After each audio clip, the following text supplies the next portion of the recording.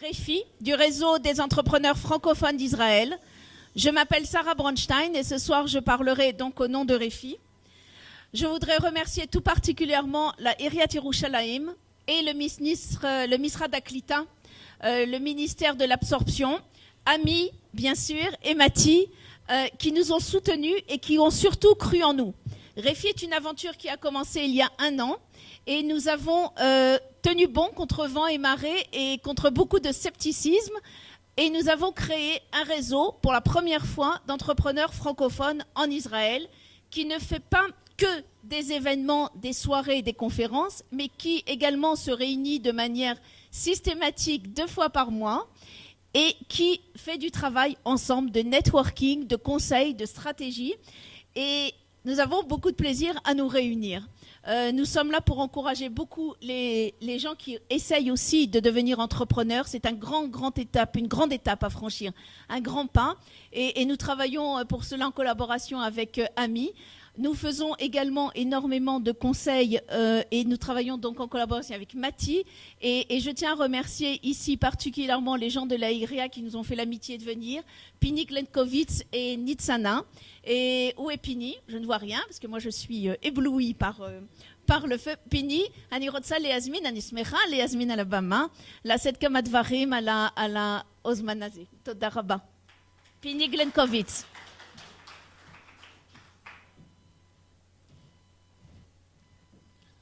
ערב טוב. מישהו לא מבין עברית? מבינים.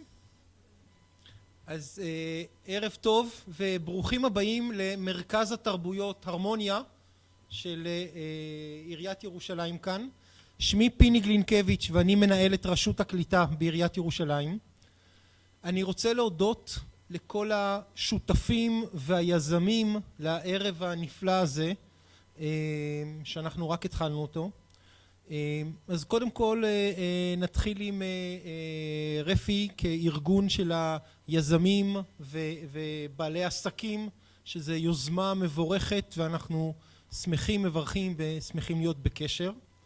תודה נוספת למשרד לקליטת העלייה שעושה רבות למען קליטת העלייה ובוודאי בירושלים.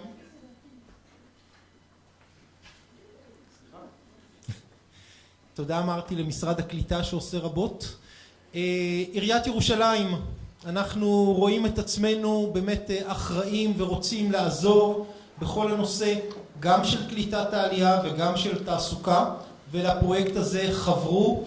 ואגב זה נדיר, לא הרבה פעמים רואים בעירייה שזה גוף כזה גדול ארגונים שעובדים ביחד, אז אני שמח על השיתוף פעולה מאוד פורה שיש בין רשות הקליטה לרשות התעסוקה, רשות העירונית לתעסוקה, ותודה לניצנה על היוזמה וכל הערב הזה ועל השותפות המבורכת. אני רוצה להודות לעמי, שדניאל נמצא איתנו כאן, אבל באמת שותפים לאורך כל הדרך על הנושא, בכלל של עזרה, ליווי ותמיכה, ומובילים אותנו קדימה בנושא. מתי, כמובן כל הנושא של יזמות. הרבה מאוד גופים, ואני חושב שאולי זה סוד ההצלחה של ערב כזה, כי גם לפתוח עסק וגם להצליח, אתה צריך לדעת איך עובדים בשותפות עם הרבה מאוד גופים, איך יודעים לשמור על האיזון הנכון ולא להפיל דברים. אני מתנצל על זה. איך יודעים לשמור על האיזון הנכון והשיתופי פעולה. וירושלים היום, העיר הגדולה, העיר המתפתחת בירושלים, היא גם העיר שקולטת הכי הרבה עולים. ואני רוצה ככה לספר לכם, אני אתמול חזרתי מסיור לעידוד עלייה בארצות הברית. סיור דומה אמור להתקיים בחודש מאי בצרפת.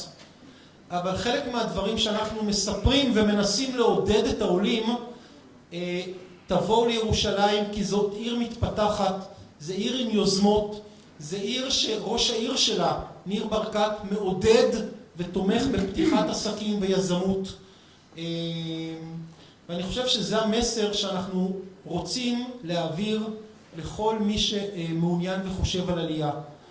והאמת שקליטה טובה והצלחה בעסקים זה משהו שגורם לעלייה. עכשיו, אם אנחנו נצליח ונעזור ואיפה שנוכל לתמוך, אנחנו נעשה את זה כדי שזה יגיע ויעודד את העולים לבוא. אני רוצה לאחל לכם ערב נעים ופורה, ושתלמדו, יש כאן הרבה מאוד נושאים מאוד מרתקים שהם סיפורי הצלחה וכולי, שנבנו על ידי כל השותפים כדי לעזור ולתרום. ואני מקווה שזה בעזרת השם תהיה התחלה לסדרה לא קטנה כזאת של מפגשים שיכולים באמת להצליח, וזה תלוי בכם. ואם יש הערות, פידבקים ככה שיכולים לעזור לנו, נשמח אם תעבירו ליורם, אליי ככה, שנוכל ככה ללמוד על ההמשך. תודה רבה וערב מעניין ותודה לכולם.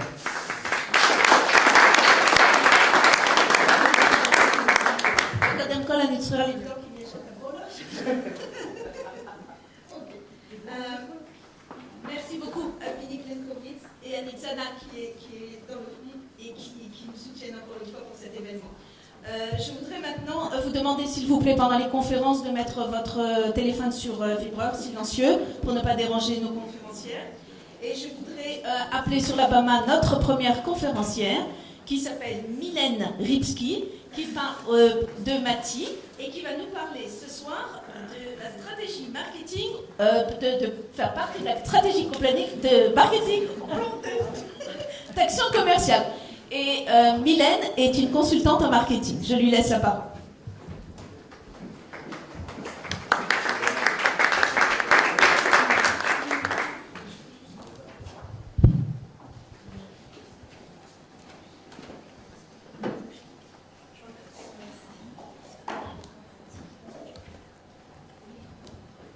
Allô.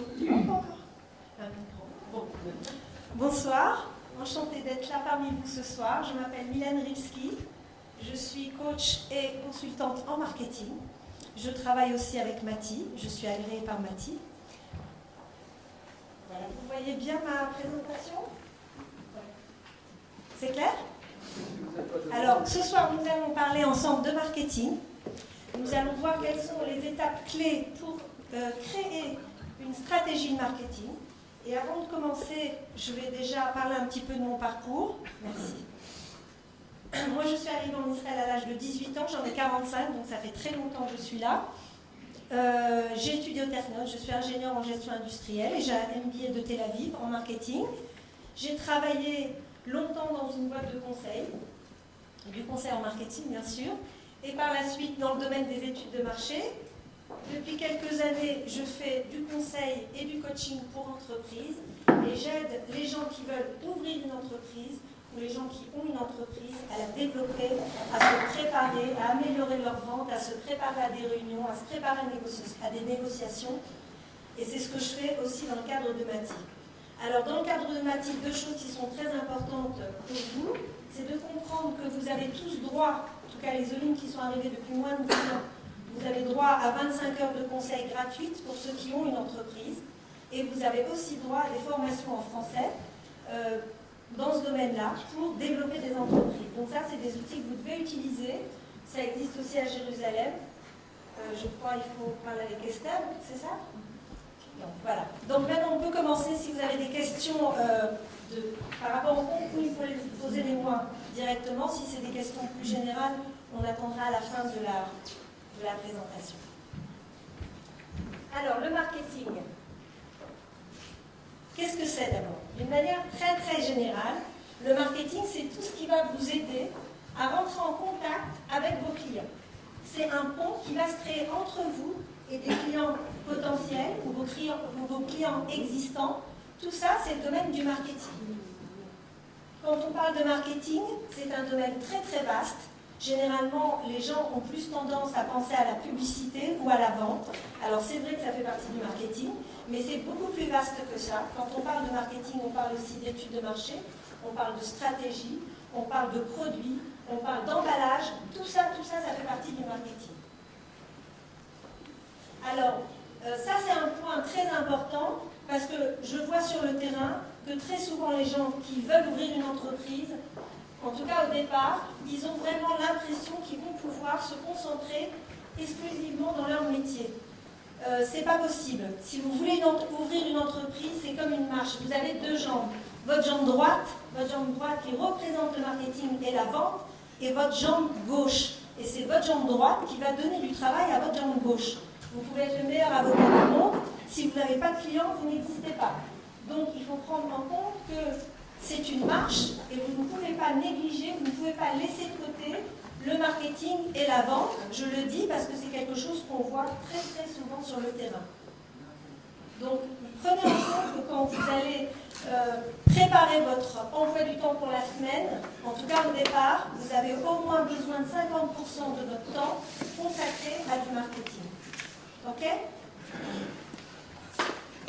Alors, un autre point très important, quand on parle marketing, on parle d'orientation client. Qu'est-ce que c'est une orientation client?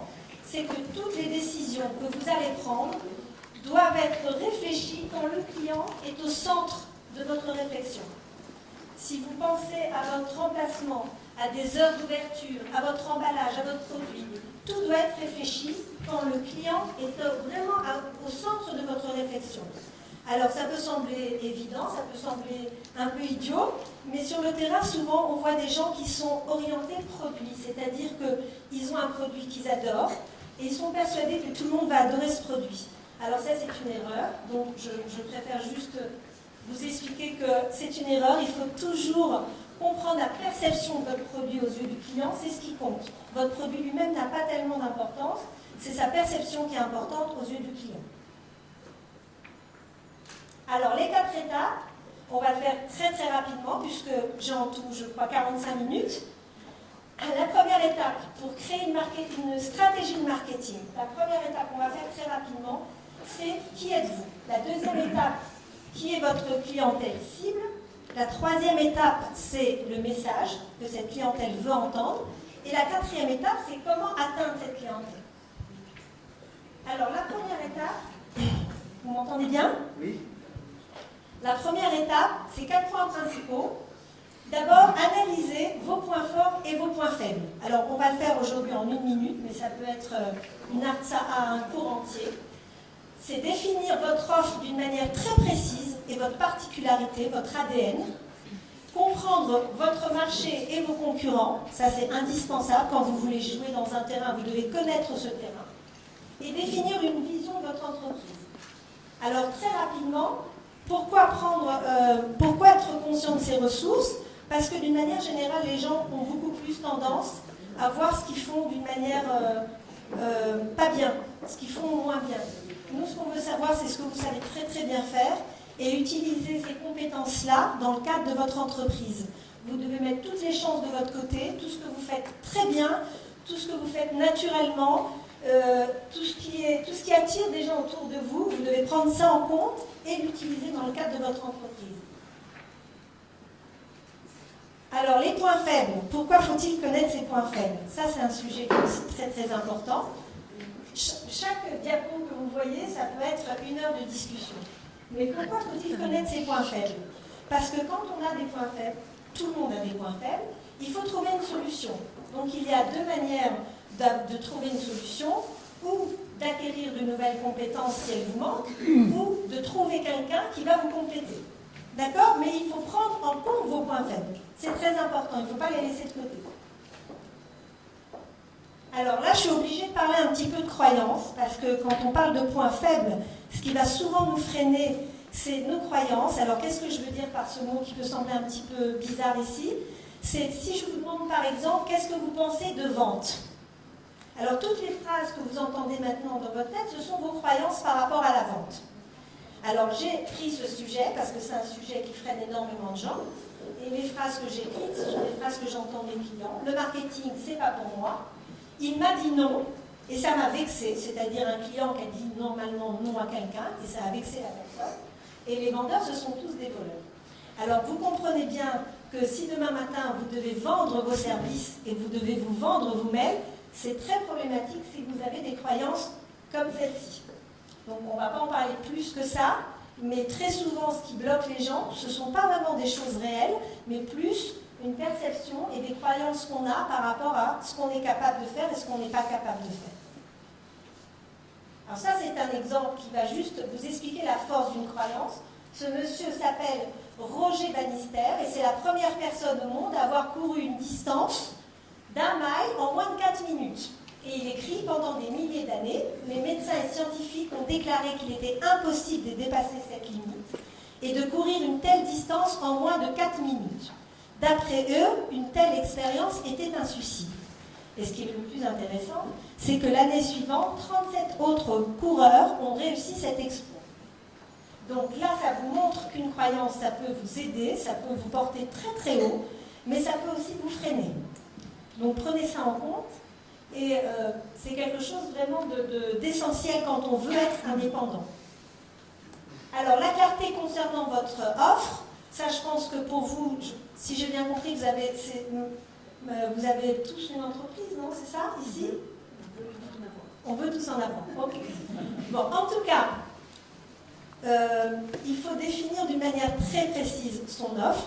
On rencontre souvent des gens qui vont vous parler 1, 2, 3, 5 minutes, et puis ça reste encore très très flou. Même au bout de 5 minutes, on n'a pas toujours compris ce qu'ils font. Alors ça, effectivement, c'est un problème. On va beaucoup parler de message tout à l'heure, du message que vous devez dire au client. Mais vous devez bien sûr définir votre offre d'une manière très très claire. Comprendre quelle est votre particularité, parce qu'il faut être particulier. Alors, je ne dis pas tout de suite d'écrire quelque chose d'extraordinaire, mais il faut avoir une particularité. Il faut avoir quelque chose de différent. Ça peut être dans votre service, par exemple, ça peut être une flexibilité dans vos heures, ça peut être pas n'importe quoi, mais ça doit avoir une valeur pour le client. Et le client va venir chez vous pour cette particularité. Donc ça s'appelle se différencier par rapport à ses concurrents, et c'est un point vraiment très important, parce qu'encore une fois, on va parler de message, et quand on parle de marketing, on veut être différent, on veut pouvoir un peu sortir du commun. C'est un peu comme une main qui va s'élever au-dessus de la masse. Donc, il faut trouver une particularité. Là, c'est juste des exemples, bien sûr, des innovations de produits, mais ça, c'est pas donné à tout le monde. Des services ajoutés, on peut être très spécialisé dans un domaine, on peut proposer une qualité extraordinaire. Il faut penser à quelque chose de différent. Alors, votre marché et vos concurrents, vous jouez sur un terrain, vous devez le connaître. Vous devez connaître les tendances du marché, je vais aussi le faire très rapidement, le fonctionnement, les règlements, bien sûr connaître quels sont les produits qui existent, quels sont les prix, et tout ça c'est très important parce que quand vous allez préparer vos arguments pour la vente, vous pouvez trouver de bons arguments si vous savez ce que proposent vos concurrents. Si vous ne savez pas vos points forts par rapport aux concurrents, c'est très problématique. Donc c'est une étape clé. Et le dernier point, c'est utiliser une vision. Alors ça, c'est un outil qu'on utilise toujours dans les grandes entreprises, beaucoup moins pour les petites entreprises, mais c'est un outil que je vous conseille, c'est très puissant, même si ça a l'air très simple. C'est de définir une vision et de vous demander où vous voulez être dans 5 ans. Qu'est-ce que ça vous donne? Ça vous donne un sens, ça vous donne une direction, ça va vous donner ça va tout de suite vous créer une priorité. Et ça va vous aider quand vous allez devoir prendre des décisions. Ça va vous aider parce que chaque fois que vous devez prendre une décision, définir un objectif, vous allez vous demander si cet objectif vous rapproche de votre vision finale. Alors ça aussi, ça peut sembler peut-être pas vraiment du marketing, mais c'est du marketing. Toutes les boîtes, les grandes boîtes, définissent toujours des programmes à long terme. Ok. Alors, la deuxième étape, donc on a fini la première étape. La deuxième étape, c'est de définir une clientèle cible. Alors là, l'erreur qu'on voit beaucoup sur le terrain, c'est que les gens veulent toujours, au départ, offrir leur service un peu à tout le monde. Ah mais non, mais moi je suis coach, je peux être coach pour tout le monde. Ça, c'est une erreur de marketing. Je vais essayer de vous expliquer pourquoi. C'est vraiment un point crucial à comprendre. Il faut définir une clientèle cible, c'est-à-dire une clientèle cible, c'est un groupe de la population que vous allez choisir parce que vous estimez que ce groupe-là peut vraiment profiter de votre produit et que votre valeur ajoutée, elle a le plus de valeur pour ces gens-là. Ok? C'est clair? Alors pourquoi c'est tellement important? C'est important parce que vous devez comprendre qu'on ne peut pas offrir un service à tout le monde. On ne peut pas proposer le même produit à tout le monde. Les gens ont tous des attentes différentes. Les gens veulent tous entendre un message différent. Si vous décidez d'atteindre des jeunes filles qui ont entre 10 et 14 ans et en même temps des femmes qui ont entre 25 et 30 ans, vous devez bien évidemment élaborer une stratégie complètement différente, un message différent, des fois des emballages différents. C'est vraiment un autre travail, c'est 2 fois le même travail. Quand on parle d'une petite entreprise avec relativement peu de moyens, peu de temps, peu d'énergie, s'attaquer à beaucoup de marchés en même temps, c'est une erreur. Ok ? Donc ça, c'est vraiment un point très important. Maintenant, l'objectif, c'est de concentrer votre effort marketing et votre effort de vente, encore une fois, dans une direction. Moi, je vois très souvent des clients qui vont être perdus, noyés, parce qu'ils n'ont pas vraiment de direction définie, ils vont essayer ça, et puis encore ça. Ça, c'est pas possible. Alors, encore une fois, pourquoi c'est très important de définir une clientèle cible? Parce que l'étape d'après, c'est le message. Maintenant, si vous n'avez pas de clientèle cible, vous allez écrire un message qui est très général. Si moi, je vois un message général, ce message ne va pas attirer mon attention. Si vous voulez attirer l'attention d'un client, vous devez lui parler dans sa langue. Ce message doit vraiment lui parler. Donc, vous êtes obligé d'écrire un message pour chaque clientèle cible. Les gens qui vont écrire des messages très généraux, en fin de compte, ça va parler à personne. Est-ce que ce point est clair? Ok. Parce que c'est vraiment un point très, très, très important. Par exemple, dans la publicité, là, pour ce soir, le titre, c'était bien « Est-ce que vous êtes entrepreneur ?» La personne est entrepreneur, elle continue à lire l'annonce. Si vous n'êtes pas entrepreneur, vous savez que ce n'est pas pour vous. Donc, c'est comme ça que vous devez fonctionner. Vous allez, bien évidemment, tout de suite dire qui vous ciblez. Alors, un autre point aussi important, c'est que notre objectif quand on fait du marketing, c'est qu'on veut que les gens puissent se rappeler de nous. Yael va aussi en parler, mais on veut essayer de prendre une petite place dans le cerveau des gens qui sont tout le temps sollicités. On entend des milliers de messages par jour, et donc c'est très très difficile de pouvoir vraiment pénétrer le cerveau de quelqu'un et qu'il puisse se dire « Ah, mais elle fait ça, et donc je peux la conseiller à X, Y, Z. » Parce que c'est ça notre objectif. Quand on parle à quelqu'un, on veut que très rapidement, il puisse nous cataloguer, il puisse nous trouver une petite place dans son cerveau, et si demain matin, il rencontre quelqu'un d'autre qui peut utiliser nos services, il va lui dire « Ah, mais attends, hier j'ai rencontré une psychologue qui s'occupe d'adolescents, tu cherches quelqu'un pour des adolescents, tu peux la contacter. » Donc c'est tout un travail à faire, il faut que les choses soient tout à fait précises. Ok. Alors comment on choisit la clientèle cible? Bon, ça c'est tout un sujet, ça c'est vraiment juste quelques questions qui peuvent vous aider. D'abord, essayez d'analyser si vous aimez travailler avec une population, peut-être grâce à une expérience du passé, une expérience professionnelle ou une expérience personnelle, ça arrive très souvent. Et puis, généralement, en marketing, ce qu'on fait, c'est que tout simplement, on va analyser plusieurs segments et à la fin, on va en choisir 2, 3 et on va essayer. Ça, c'est d'une manière vraiment très simplifiée. Donc, vous allez essayer, trouver des informations, récolter des informations sur plusieurs segments, comprendre les vrais besoins des gens et essayer de voir si votre produit est une vraie solution pour ces gens-là.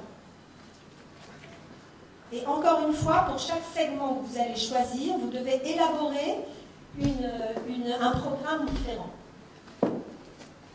Alors, ça c'est un point très très important qui s'appelle le client idéal.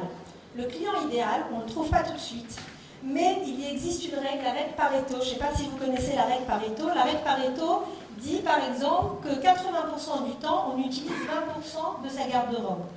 Ou 80% du temps, on utilise 20% de ses casseroles. Et bien en vente, c'est la même chose. Et quand on analyse nos résultats, on se rend compte qu'on a un petit pourcentage de nos clients qui vont représenter une grande majorité de nos ventes.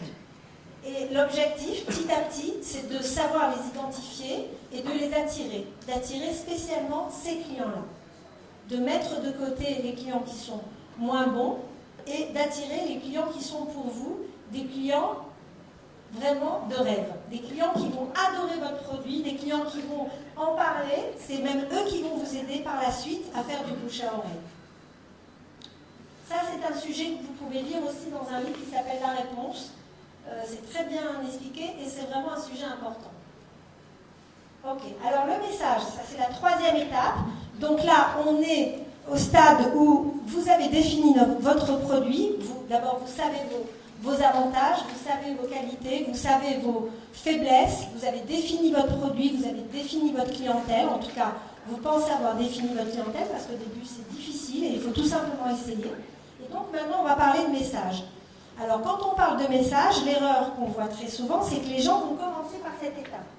Quand on ouvre une société, on va vite créer un site, on va vite créer des cartes de visite, et puis après, on va changer ses cartes de visite plusieurs fois, comme moi par exemple, ou on va changer son site plusieurs fois. Ça fait partie du parcours un petit peu standard, mais sachez que c'est la troisième étape. Si vous le faites maintenant, après avoir fait une réflexion, eh ben, ça va vous aider.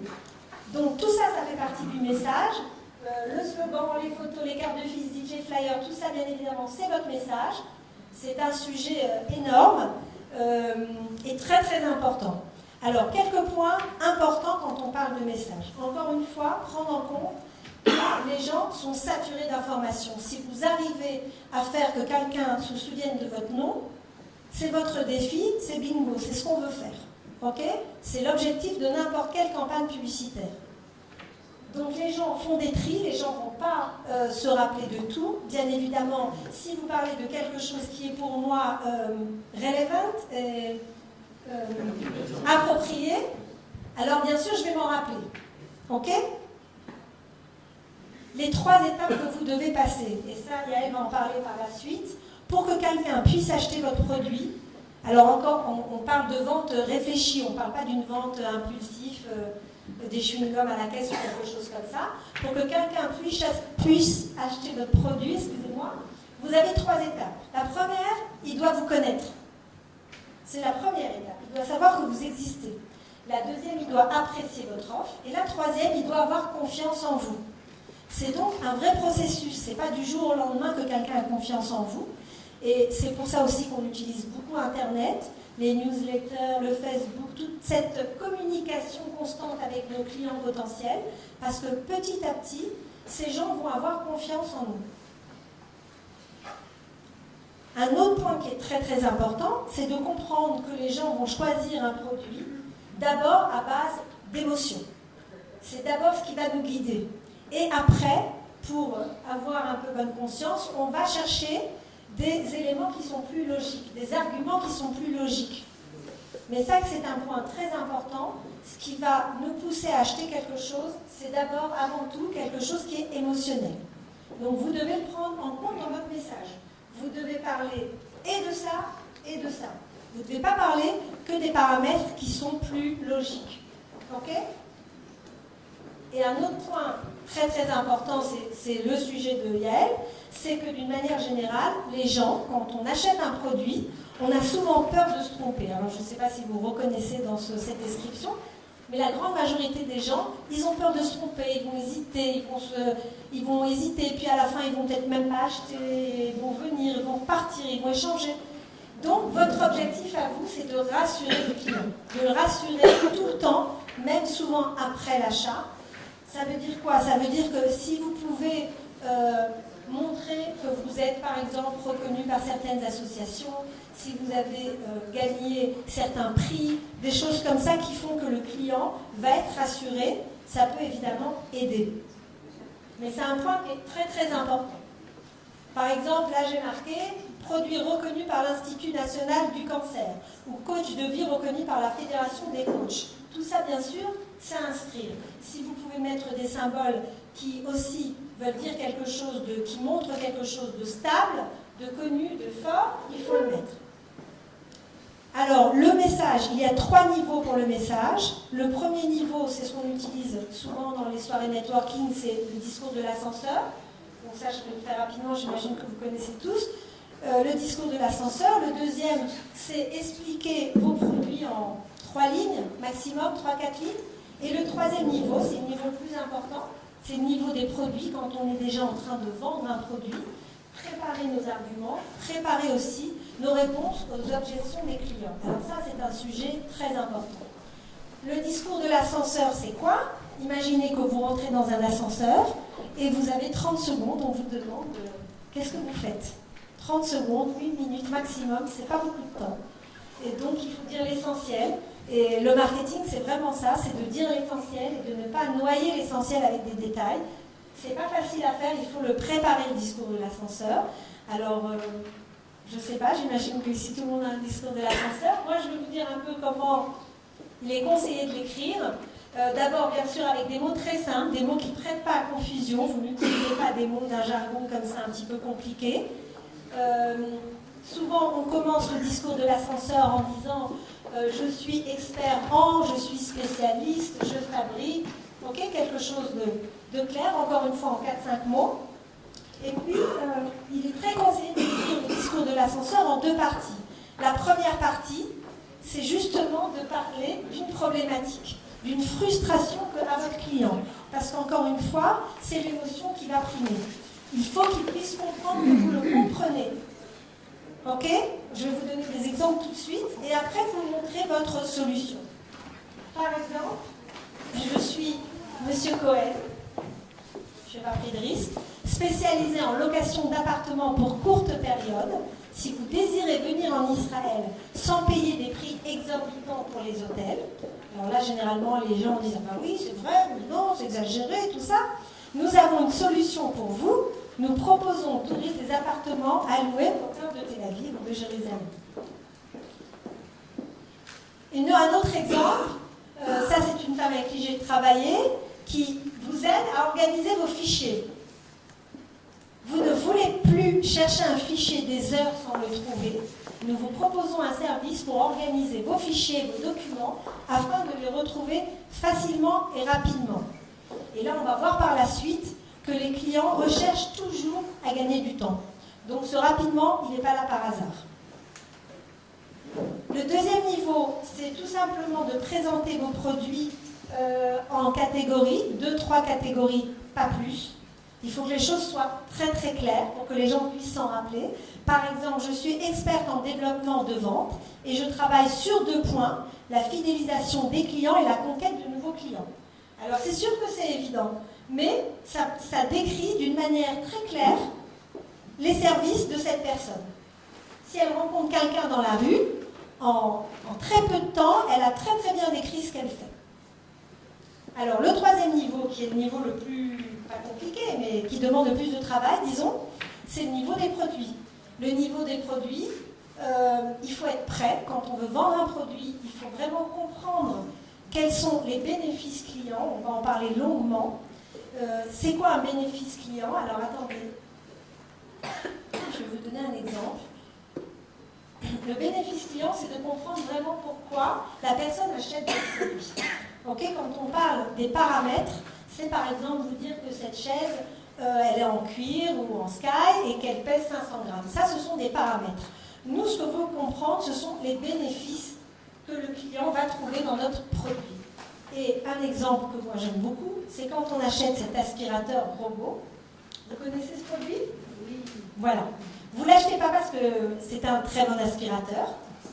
Vous l'achetez pour gagner du temps. Le gagner du temps, c'est le bénéfice client. Vous n'allez pas vraiment le comparer à d'autres aspirateurs, parce qu'il est moins bon que d'autres aspirateurs. Mais vous allez quand même l'acheter parce que c'est un rêve de pouvoir faire autre chose quand il y a un aspirateur qui est en train de travailler pour vous. Ça, c'est un bénéfice client. Ça, c'est dans mon top 5.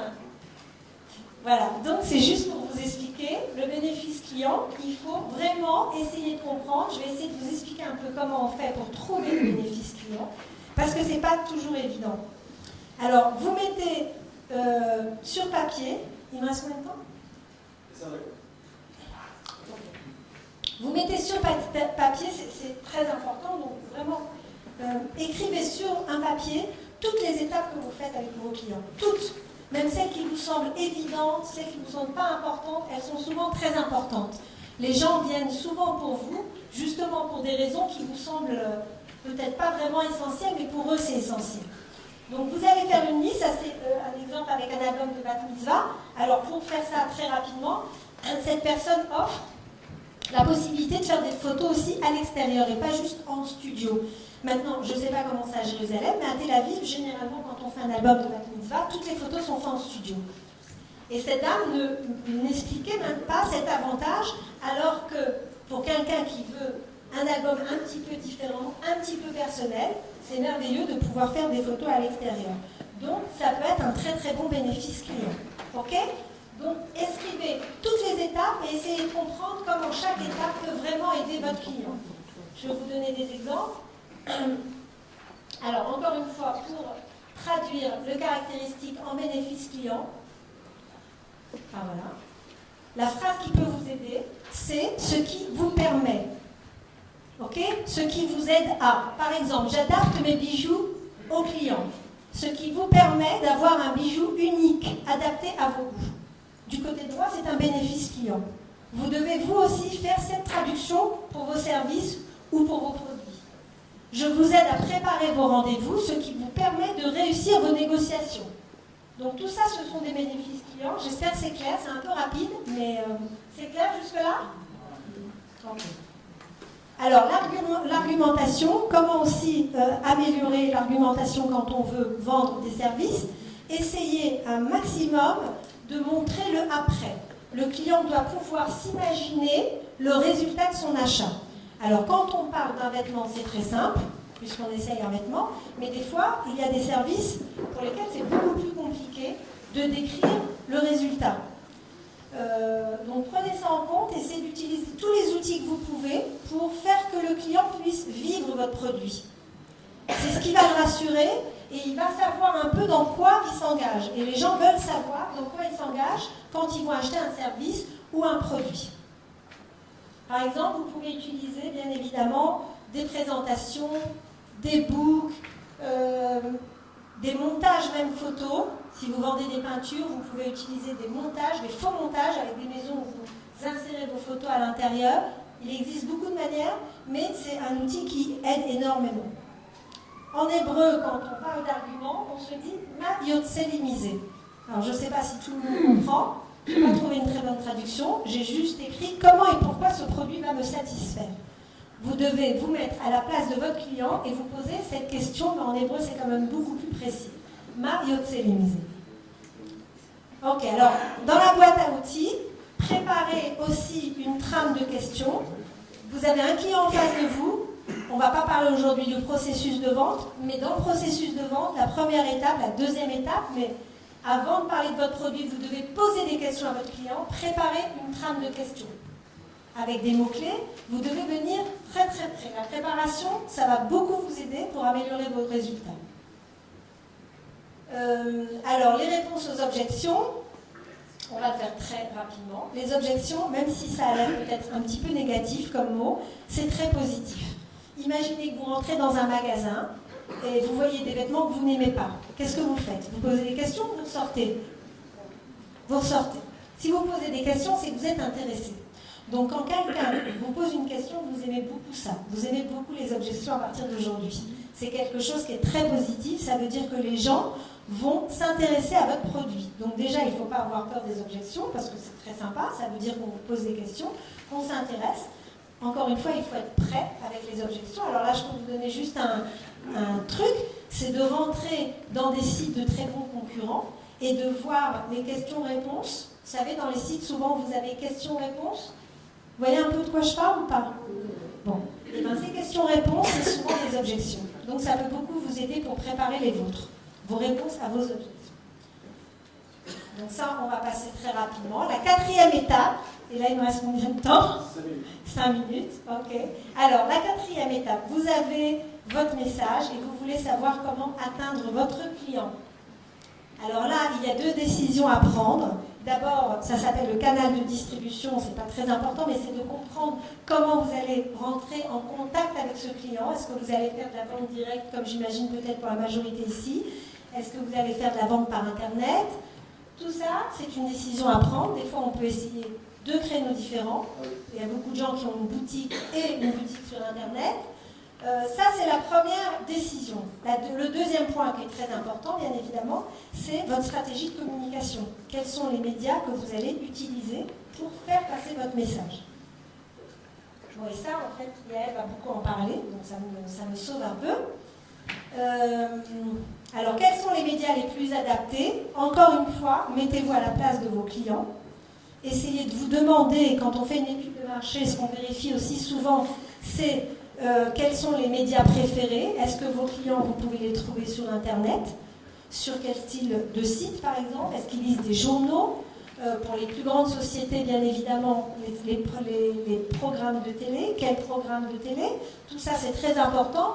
Vous devez comprendre les habitudes de vos clients, comprendre leur disponibilité, comprendre à quel moment vous pouvez les toucher et où.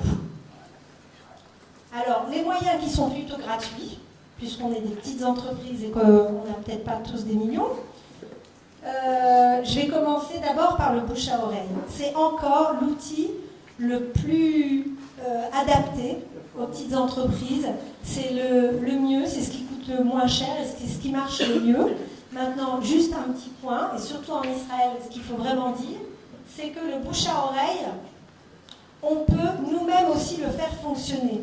N'hésitez pas, je sais que ça peut sembler un petit peu peut-être trop israélien, n'hésitez pas à demander à des clients qui sont satisfaits de vous, de parler de vous. Ça se fait couramment. Le bouche à oreille, ça se travaille.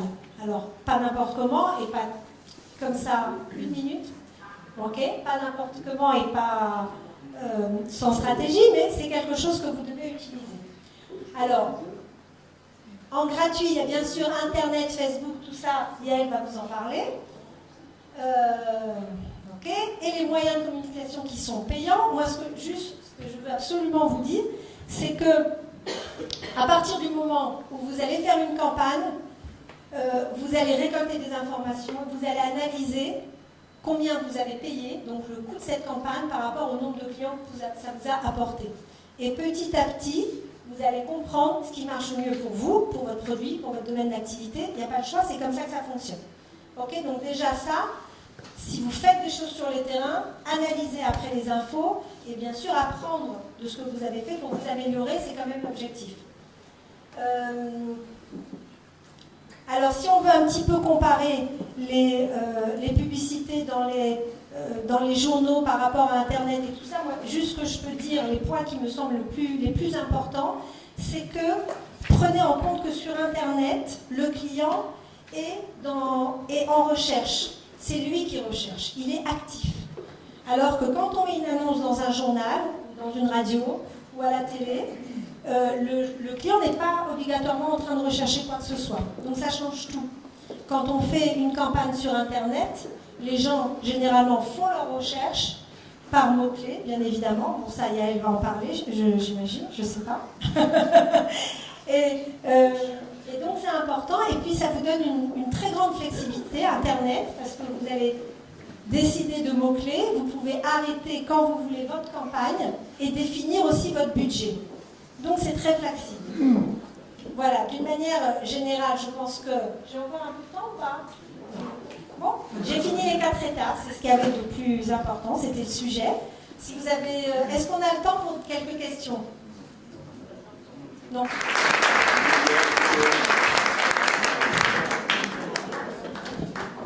Merci beaucoup Mylène Ripsky pour ces informations très intéressantes et très précieuses pour tout entrepreneur ou tout futur entrepreneur.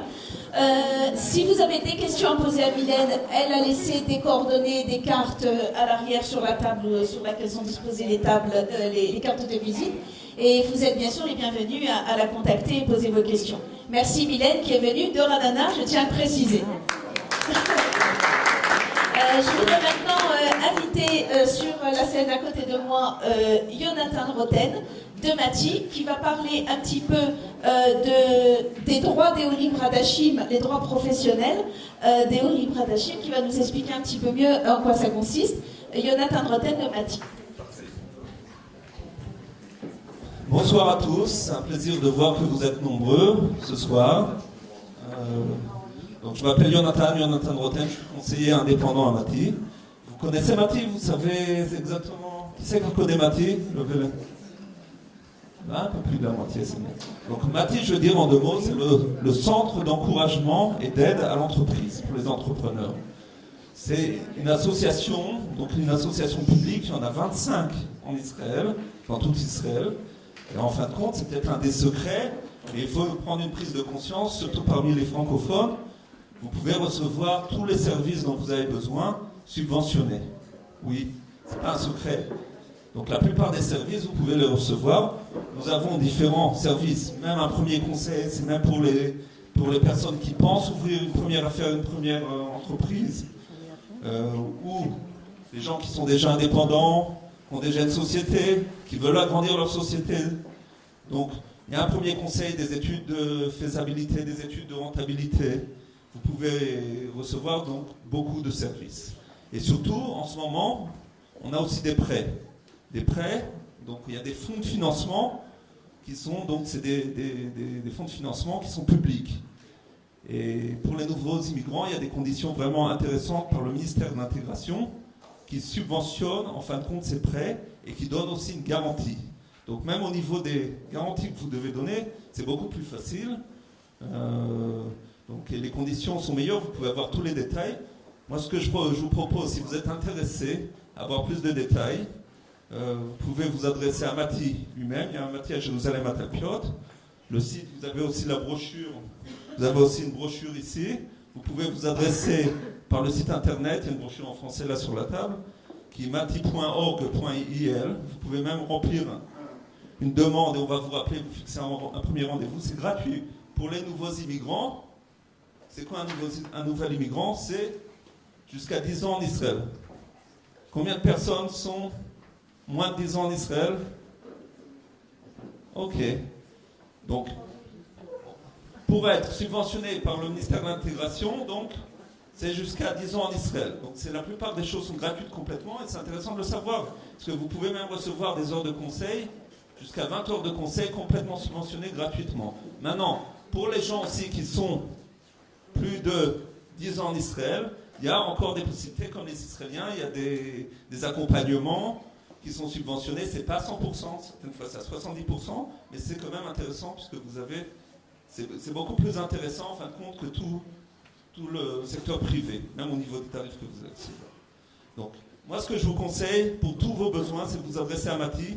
En ce moment, il y a des prêts qui sont très intéressants. Si vous avez besoin d'agrandir votre entreprise, vous pensez si c'est aussi bien pour investir dans du nouveau matériel, dans des bureaux, si c'est pour un problème de fonds de roulement aussi.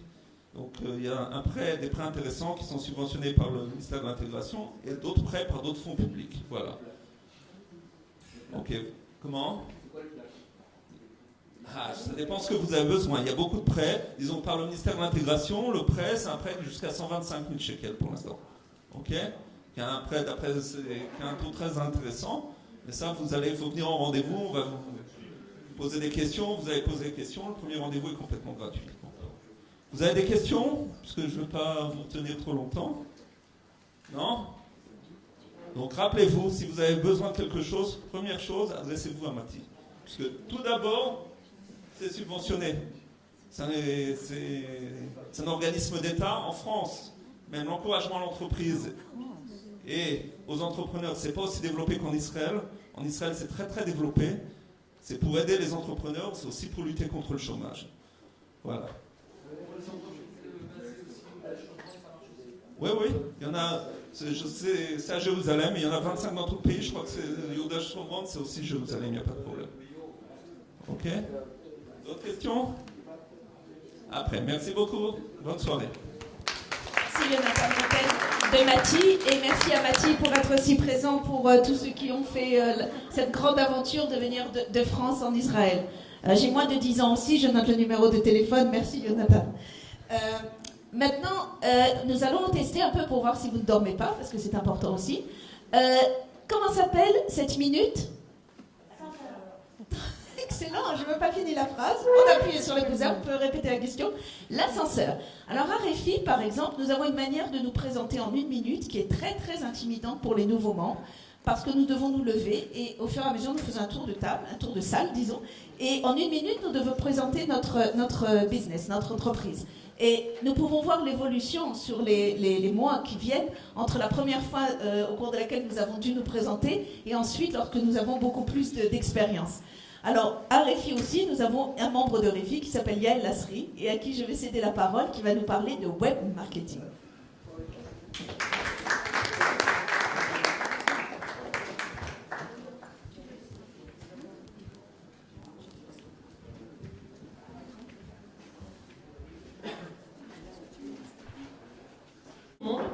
Pour ceux qui ne me connaissent pas, je m'appelle Yael Lasri.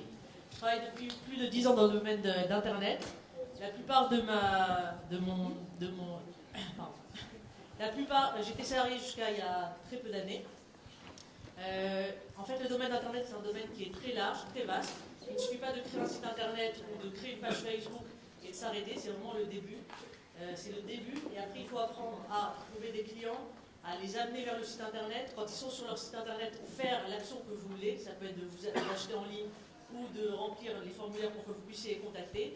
Donc ça s'appelle le domaine du web marketing, le marketing par Internet.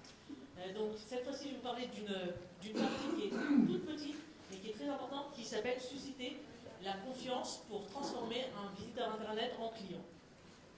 Alors moi, il y a 2 ans, j'ai décidé de tenter et de réussir à devenir indépendante. Donc j'étais salariée dans une très bonne société, mais j'avais envie d'essayer de devenir indépendante, et donc j'ai décidé de créer un site Internet, qui s'appelle un blog, dans lequel je voulais trouver mes clients grâce à Internet. Et j'ai donc décidé de vouloir trouver mes clients grâce à Internet. J'ai donc créé un blog qui s'appelle yaellasri.com qui explique comment utiliser Facebook dans un but professionnel. Pas pour s'amuser, pas pour voir des photos, mais dans un but professionnel. En quelques mois, grâce à Dieu, grâce à Facebook, grâce à Twitter, grâce à Google et grâce à d'autres choses, j'ai réussi à faire un site qui était vu par énormément de personnes. J'ai pour l'instant 190 000 visites, mais plus de 700 000 pages vues. J'ai fait aussi une chaîne YouTube avec plus de 50 petites vidéos. Il y a des vidéos qui ont été vues plus de 36 000 fois. C'est des vidéos tutoriels qui expliquent comment utiliser Facebook dans un but professionnel. Donc grâce à ça, il y a des personnes qui sont venues qui m'ont contacté pour que je leur donne des services et des prestations en web marketing, ou que je leur fasse des formations. Et grâce à ça, j'ai trouvé mes premiers clients. Et grâce à Dieu, j'ai pu devenir indépendante. Ces clients ne m'ont jamais rencontré. Ces personnes qui habitent en France, qui ne savent même pas que j'habite en Israël, ils habitent en France, à Singapour, au Canada ou en Belgique. Et ils m'ont fait confiance uniquement par le message que je véhiculais sur Internet. J'ai, grâce à mon site, montré mon professionnalisme et ma maîtrise dans le sujet, et ils ont été intéressés à me contacter. Donc c'est ce que je vais vous montrer, c'est le but de la conférence, vous expliquer comment, même si les personnes ne vous rencontrent pas et vous n'avez pas ce contact physique avec les personnes, comment est-ce que vous pouvez quand même faire en sorte que ces personnes vous fassent confiance. Alors là, on peut voir certains de mes clients de l'année 2012. Vous pouvez reconnaître certaines des personnes, des clients en Israël. Donc vous pouvez reconnaître certains des logos. Il y a des personnes, on peut voir, c'est des petites sociétés ou des grandes sociétés. Ça peut être des associations, des personnes qui ont comme but de se développer localement en Israël, ou des personnes qui veulent toucher à l'international. Donc le but, c'est de vous montrer que le marketing peut vraiment aider toutes sortes de sociétés. Alors pour l'instant, je vais commencer par vous expliquer déjà quel est l'intérêt de développer son activité sur Internet. Donc comme Ilan l'a expliqué, le coût est déjà beaucoup plus abordable que la publicité écrite. La publicité fonctionne pour vous. Vous n'avez pas besoin d'être actif et physiquement en face de votre ordinateur ou en train d'appeler une personne pour que la personne voit vos prestations et explique vos prestations. Il suffit d'avoir un site Internet ou une page Facebook ou autre, et grâce à ça, les personnes peuvent lire vos prestations. La publicité reste à long terme. Il y a des personnes qui lisent des articles que j'ai écrits il y a 3 ans, et c'est même plus d'actualité parce que Facebook depuis a beaucoup changé. Mais ce qui est important de comprendre, c'est que tout ce que vous écrivez, il suffit d'investir un peu de temps, d'écrire une fois, et il y a des personnes qui pourront vous contacter dans 3, dans 5 ans pour ce que vous avez fait à ce moment présent. Vous pouvez arriver rapidement à un public ciblé. Internet vous permet de montrer votre expertise, et vos concurrents y sont sûrement déjà. Alors les challenges, comme Ilan l'a expliqué, c'est l'overdose de messages. On est tellement suscité, il y a tellement de messages qu'il faut réussir à ce que les personnes s'intéressent à vous. Et pour ça, vous avez peu de temps. Vous n'avez que 5 secondes pour convaincre une personne de l'intérêt de rester sur votre site. Sinon, la personne clique sur la petite flèche back et passe à un autre site ou passe à une autre conversation sur Facebook. Et ce que vous devez donner confiance malgré l'absence d'un contact réel. Donc ce que nous allons voir dans cette conférence et ce que vous devez savoir maîtriser, c'est 1, vous devez paraître professionnel avec un site internet. 2, vous devez montrer votre expertise sur le web. Mais aussi, il faut connaître le code de conduite sur les réseaux sociaux. Il n'y a aucun code de conduite qui est écrit, mais pourtant, il y a des choses à faire pour pouvoir paraître professionnel sur Facebook, sur Twitter, YouTube et autres réseaux sociaux. Alors, ce qui est important, c'est d'investir dans son image virtuelle. Regardez ces photos. Je ne sais pas si, quand vous arrivez dans un restaurant et vous voyez un cuistot aussi sale et avec une cigarette, je ne sais pas si ça vous donne confiance et si vous voulez rester manger dans ce restaurant. Idem si vous avez un commercial qui arrive en rendez-vous avec une cravate tachée. Bon, en Israël, au moins, il n'y a pas de cravate comme ça évite. Mais avec une personne qui est tachée, ça ne donne pas confiance. C'est exactement la même chose sur Internet. Il faut investir dans son image, il faut investir du temps. Si vous aviez un magasin physique, vous allez commencer à réfléchir, vous allez vous asseoir avec un architecte d'intérieur ou avec une personne pour réfléchir à l'ambiance que vous voulez mettre, au contenu du magasin ou autre. Vous allez faire des rénovations, vous n'allez pas vous-même, j'espère, commencer à mettre le carrelage. Je vais appeler mon mari Marc Lasserie. Il fallait mettre la place. Alors, c'est exactement la même chose dans le domaine d'Internet. C'est vrai que c'est possible de faire un site gratuitement. Il y a énormément de sites qui peuvent être faits gratuitement. Mais il faut savoir réfléchir au message que vous voulez passer, au contexte, à l'ambiance que vous voulez mettre. Sinon, il va y avoir une adéquation entre votre image physique et l'image virtuelle. Donc, mon premier conseil, c'est déjà d'investir dans un graphisme professionnel et dans toute l'ergonomie et réfléchir à l'ergonomie de votre site internet. Comme je l'ai expliqué il y a quelques secondes, une personne a très peu de temps pour se faire une première image de vous. Si vous voulez qu'il ait une image d'une personne professionnelle, il faut que les choses soient bien faites. Donc la première des choses, c'est quand vous faites un site internet ou si vous avez un site internet, tous les exemples que j'ai mis dans ma présentation, c'est des exemples de clients. Certains sont ici. Bon, déjà, je préfère faire de la pub. Si déjà, je préfère faire de la pub à mes clients qu'à des grandes marques comme Fnac et autres. Et pour vous montrer que ce que j'explique est vraiment accessible, même pour un petit entrepreneur. Et c'est pas obligé d'être une grande entreprise. Donc, premièrement, là, on a fait la refonte qui va bientôt être en ligne du site de Edith Lévinovman, qui est guide en Israël, qui permet en quelques secondes déjà de voir qu'elle parle d'Israël, qu'elle est guide, et d'avoir un design qui est un peu plus professionnel. J'ai pas voulu mettre la photo du site avant. Le deuxième conseil qui est important, c'est vraiment un message clair. La personne doit comprendre en 5 secondes quels sont vos services et vos produits. Là, on peut voir, j'ai pris une partie du site de la page Facebook de David Shawat, qui a la société Projectis, qui aide les personnes à créer un patrimoine immobilier en Israël. C'est la même bannière qu'il y a aussi sur son site internet. En 1 seconde, on peut comprendre, en 5 secondes, on peut comprendre ici, grâce au titre et grâce à son message qui est sur la bannière qui revient sur chaque page, quelle est son activité. C'est vraiment de créer un patrimoine immobilier en Israël. Je vois beaucoup de sites qui sont en fait des sites, comme je dirais Wikipédia ou supermarché, où on a envie de montrer, on fait tellement de choses qu'on a envie de parler de tout, et on a une page service où les personnes sont tellement noyées qu'ils ne vont même pas vous contacter parce qu'ils n'ont pas compris en quelques secondes ce que vous faites. Donc Mylène a très bien expliqué, il faut savoir faire un focus, mais il faut aussi que ce soit clair dans le site internet et dans tout votre marketing et aussi sur Facebook.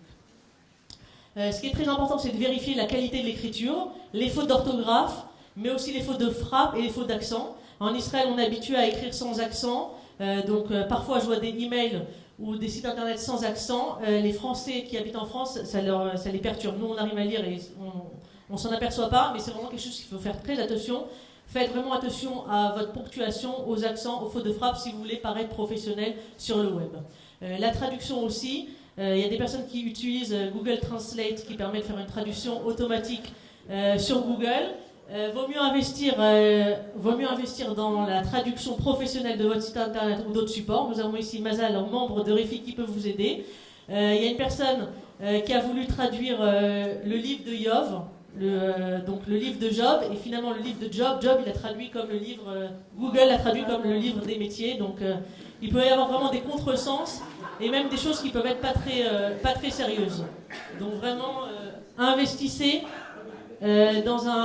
donc vérifiez la qualité de votre écriture et de tous vos supports. Il faut aussi tester vos liens.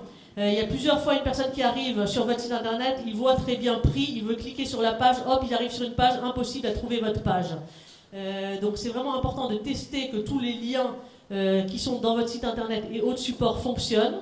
c'est quelque chose qu'il faut vérifier régulièrement, parce qu'il y a des fois soit des pannes techniques, soit vous changez un peu les sites internet ou des pages et tout à coup ça ne fonctionne pas. Il y a des outils qui permettent de vérifier automatiquement si vous n'avez pas des liens morts dans votre site internet, donc on pourra en parler, je pourrais vous donner ça ultérieurement. Il y a beaucoup de personnes qui veulent avoir un site internet qui soit toujours mis en ligne, donc ils mettent une partie nouveauté ou dernier article, des personnes qui pensent qu'ils vont avoir le temps d'écrire un blog et donc mettre une partie dernier article. Donc voilà, si la dernière nouveauté de votre site internet c'est que Nicolas Sarkozy est président, c'est que vous avez un problème. Si c'est François Hollande, c'est encore mieux pour l'instant. C'est un peu extrémiste, mais je vois encore beaucoup de sites internet où il y a marqué que le dernier message ou la dernière nouveauté c'est Shana Tova, alors qu'on est bientôt à Pessah. Donc c'est vraiment très important de vérifier, si vous avez un site internet, vérifiez ce qu'il y a comme nouveauté.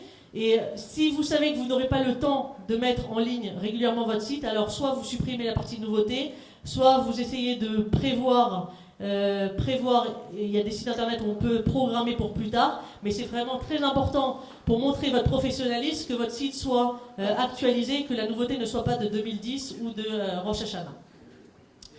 Alors maintenant, on va passer aux preuves sociales. Donc je ne sais pas si vous avez marqué, en général quand il y a des stands ou autres, il y a tout le temps des stands où il y a plein de personnes et il y a des stands qui sont vides. À chaque fois qu'il y a un stand avec des personnes, je parle de la vie physique, je ne parle pas d'internet, les stands, il y a tout le temps des personnes qui veulent venir pour vérifier qu'est-ce qui se passe. Pourquoi ? Parce que les personnes n'aiment pas être les seuls, les premiers à tester une chose. C'est exactement la même chose dans un site internet. C'est vrai qu'une personne peut écrire beaucoup de choses, mais il y a des... Maintenant, je vais vous montrer quelques conseils pour que les personnes puissent montrer et voir qu'ils ne sont pas les premiers à vous tester, qu'ils ne sont pas le chafan nisayon comme on dit en ivrite, mais que vous avez déjà de l'expérience et qui peuvent vous faire confiance. Donc la première chose, Mylène a très bien expliqué, c'est si vous avez des prix, des récompenses, il faut les mettre, que ce soit des logos ou l'écrire ou autre, c'est quelque chose qui est très important. Ici, on peut voir dans un site internet, il y a marqué « Rejoignez nos 54 000 membres ». C'est une personne qui est très connue dans le domaine du marketing internet et qui a plus de 10 000 personnes sur Facebook ou autre. Donc une personne, quand elle rentre dans le site et elle voit qu'il y a déjà 54 000 personnes qui ont fait confiance à cette personne, qui sont intéressées par cette personne, elle aura plus confiance pour pouvoir continuer et lire, la suite du site ou vous contacter. Donc c'est très important de mettre des chiffres significatifs si vous en avez. La deuxième chose qui est importante, c'est les logos de clients. Ici, on peut voir le site de Yael Semel, qui est ici présente, qui aide les personnes à trouver du travail, qui les accompagne dans tout le processus de rédaction de CV à trouver un emploi. Donc on peut voir qu'elle travaille avec des sociétés qui sont connues et reconnues en Israël, AMI bien sûr, All Job, Groupe de l'Alia et autres. Donc c'est important de rajouter dans la partie du site internet une partie avec des logos de clients qui sont connus. Bien sûr, les témoignages sont aussi très importants. Ici, on peut voir les témoignages que les personnes sont contentes des travaux de rénovation de Marc Lasserie. Et ce ne sont pas des faux témoignages. Je sais qu'en général, c'est assez dur de trouver des témoignages. Les personnes, quand ils consomment vos produits ou quand vous faites un service, ils sont très enthousiastes, ils sont très contents. Ils vous disent qu'ils vont vous envoyer un témoignage et finalement, ce n'est pas le cas. Donc il y a certaines méthodes qui permettent de réussir à avoir des témoignages de personnes.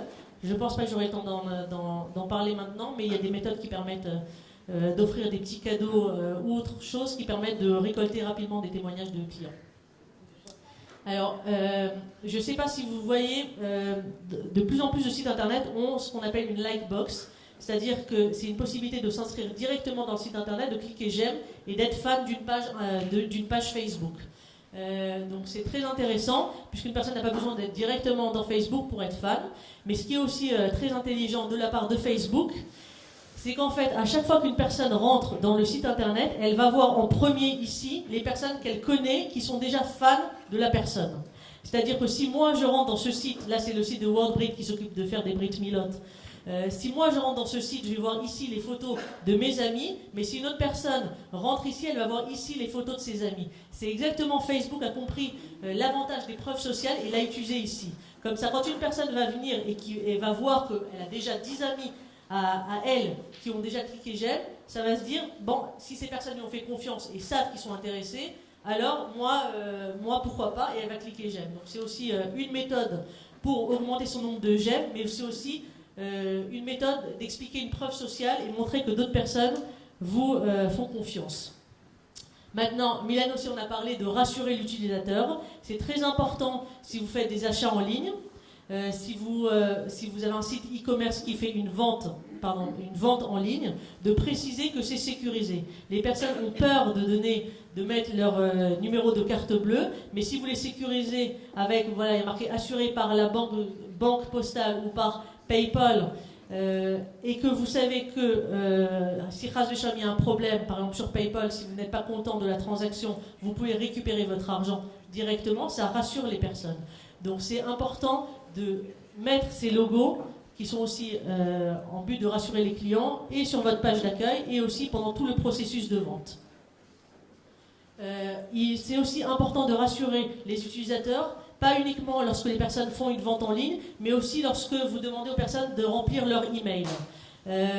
Parce qu'on s'aperçoit qu'on reçoit tellement de emails de personnes pour lesquelles on ne s'est jamais inscrit que c'est ennuyé. Alors moi par exemple dans un de mes sites internet, j'offre un mini cours gratuit, donc une personne va donner son email, mais qu'est-ce que je lui ai écrit ? Je lui ai écrit ici, vos données resteront confidentielles. C'est-à-dire que je m'engage, je me promets à ne pas vendre ou donner ou échanger ces emails par d'autres. Donc comme ça permet aux personnes d'avoir un peu plus confiance. On va aussi rassurer l'utilisateur en leur montrant que c'est moi qui prends la plupart des risques. Une personne, par exemple ici, comme je vous parle, je vends une formation vidéo en ligne de 3 heures sur Facebook sur mon site internet. Il y a des personnes qui ne m'ont jamais rencontré et qui arrivent directement sur cette page de vente, qui n'ont même pas encore, ne sont pas rentrés encore dans mon site pour lire et pour apprendre à me connaître. Donc ces personnes qui sont intéressées à m'acheter mon produit, j'ai décidé de mettre une garantie de satisfaction. Ils ont 7 jours, ils achètent le produit, ils ont 7 jours pour se rétracter et sans me donner de raison, me demander un remboursement de la formation intégrale.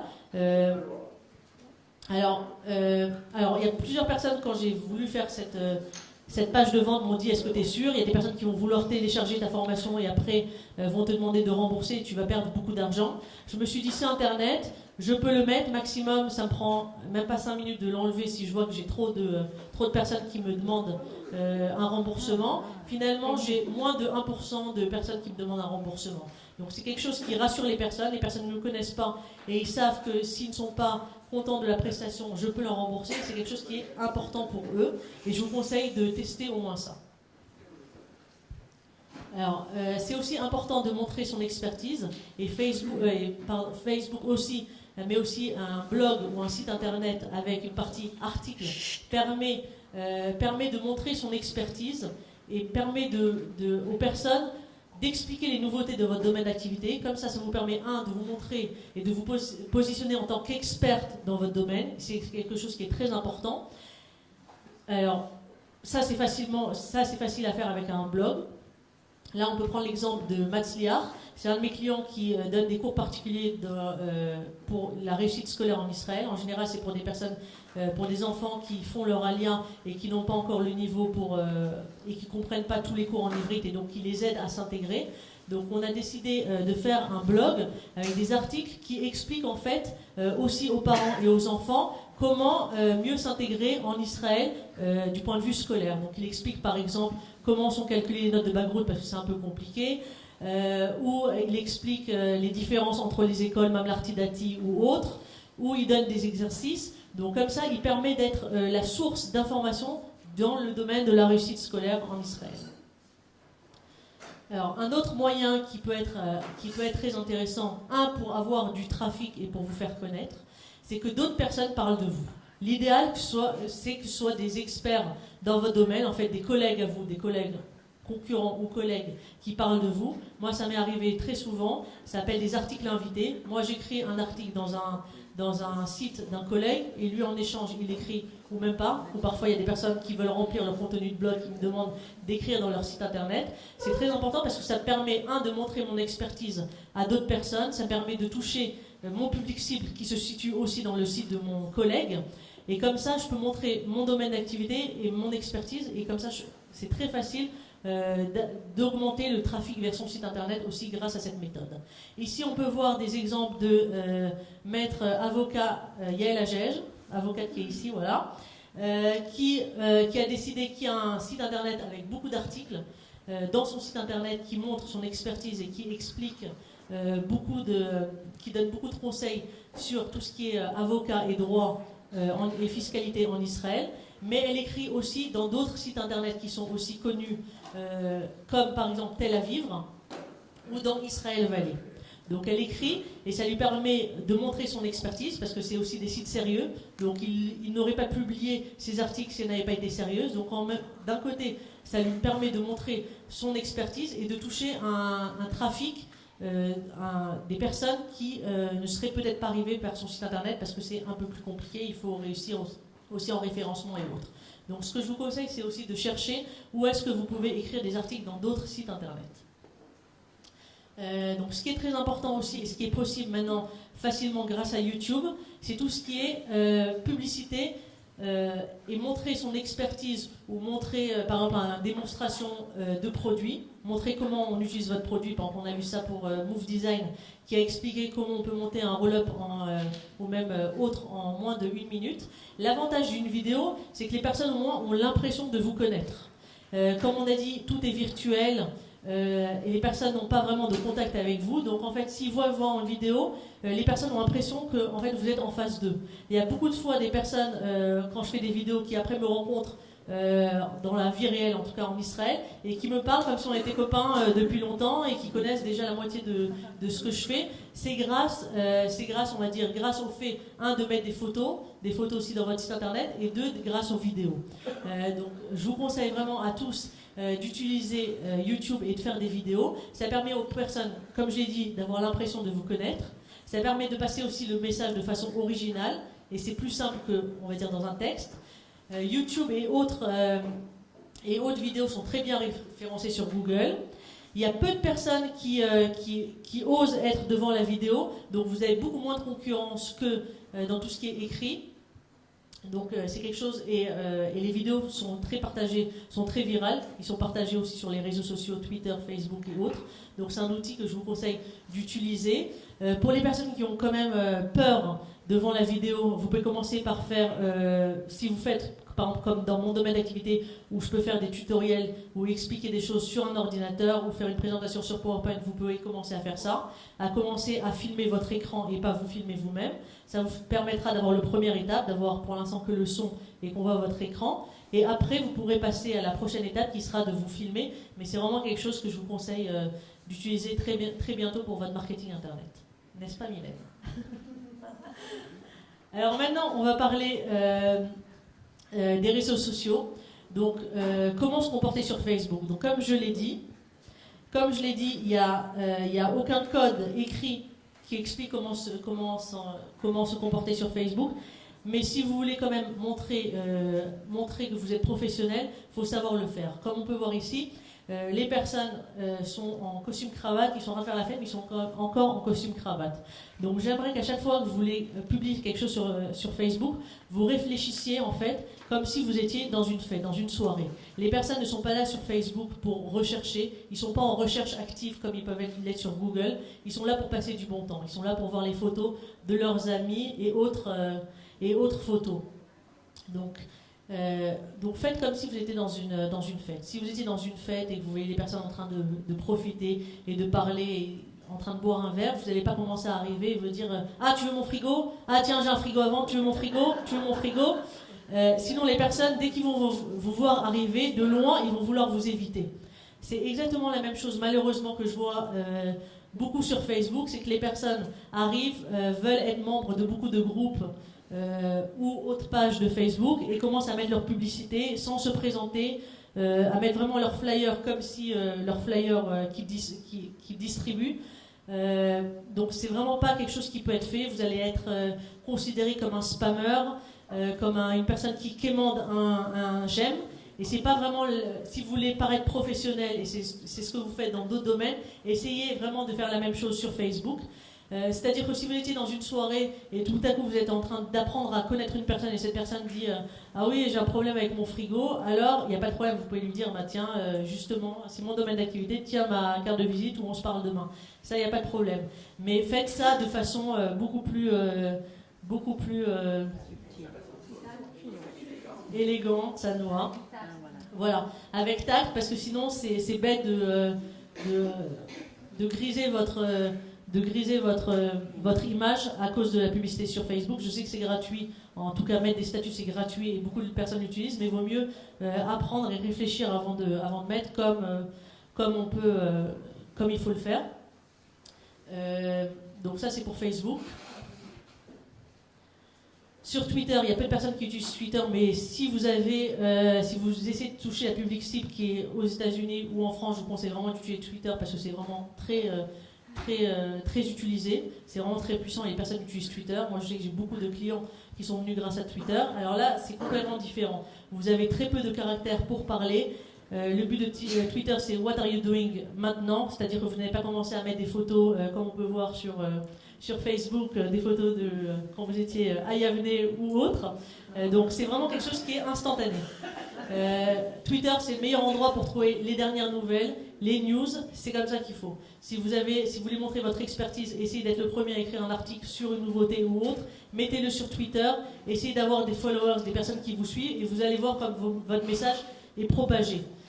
Si vous écrivez, si vous avez un contenu de qualité, Twitter il y a des statuts que j'écris sur Twitter où je suis arrivé à beaucoup plus de partages et beaucoup plus de personnes que sur Facebook. Donc c'est pas un outil à négliger si vous essayez de toucher le public français ou américain, ou bientôt peut-être en Israël, ça va prendre plus d'ampleur.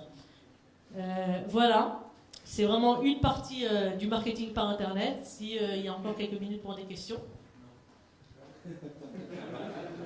Pas de questions, pas de minutes. Ah, c'est non diorama. Bon, ben merci beaucoup.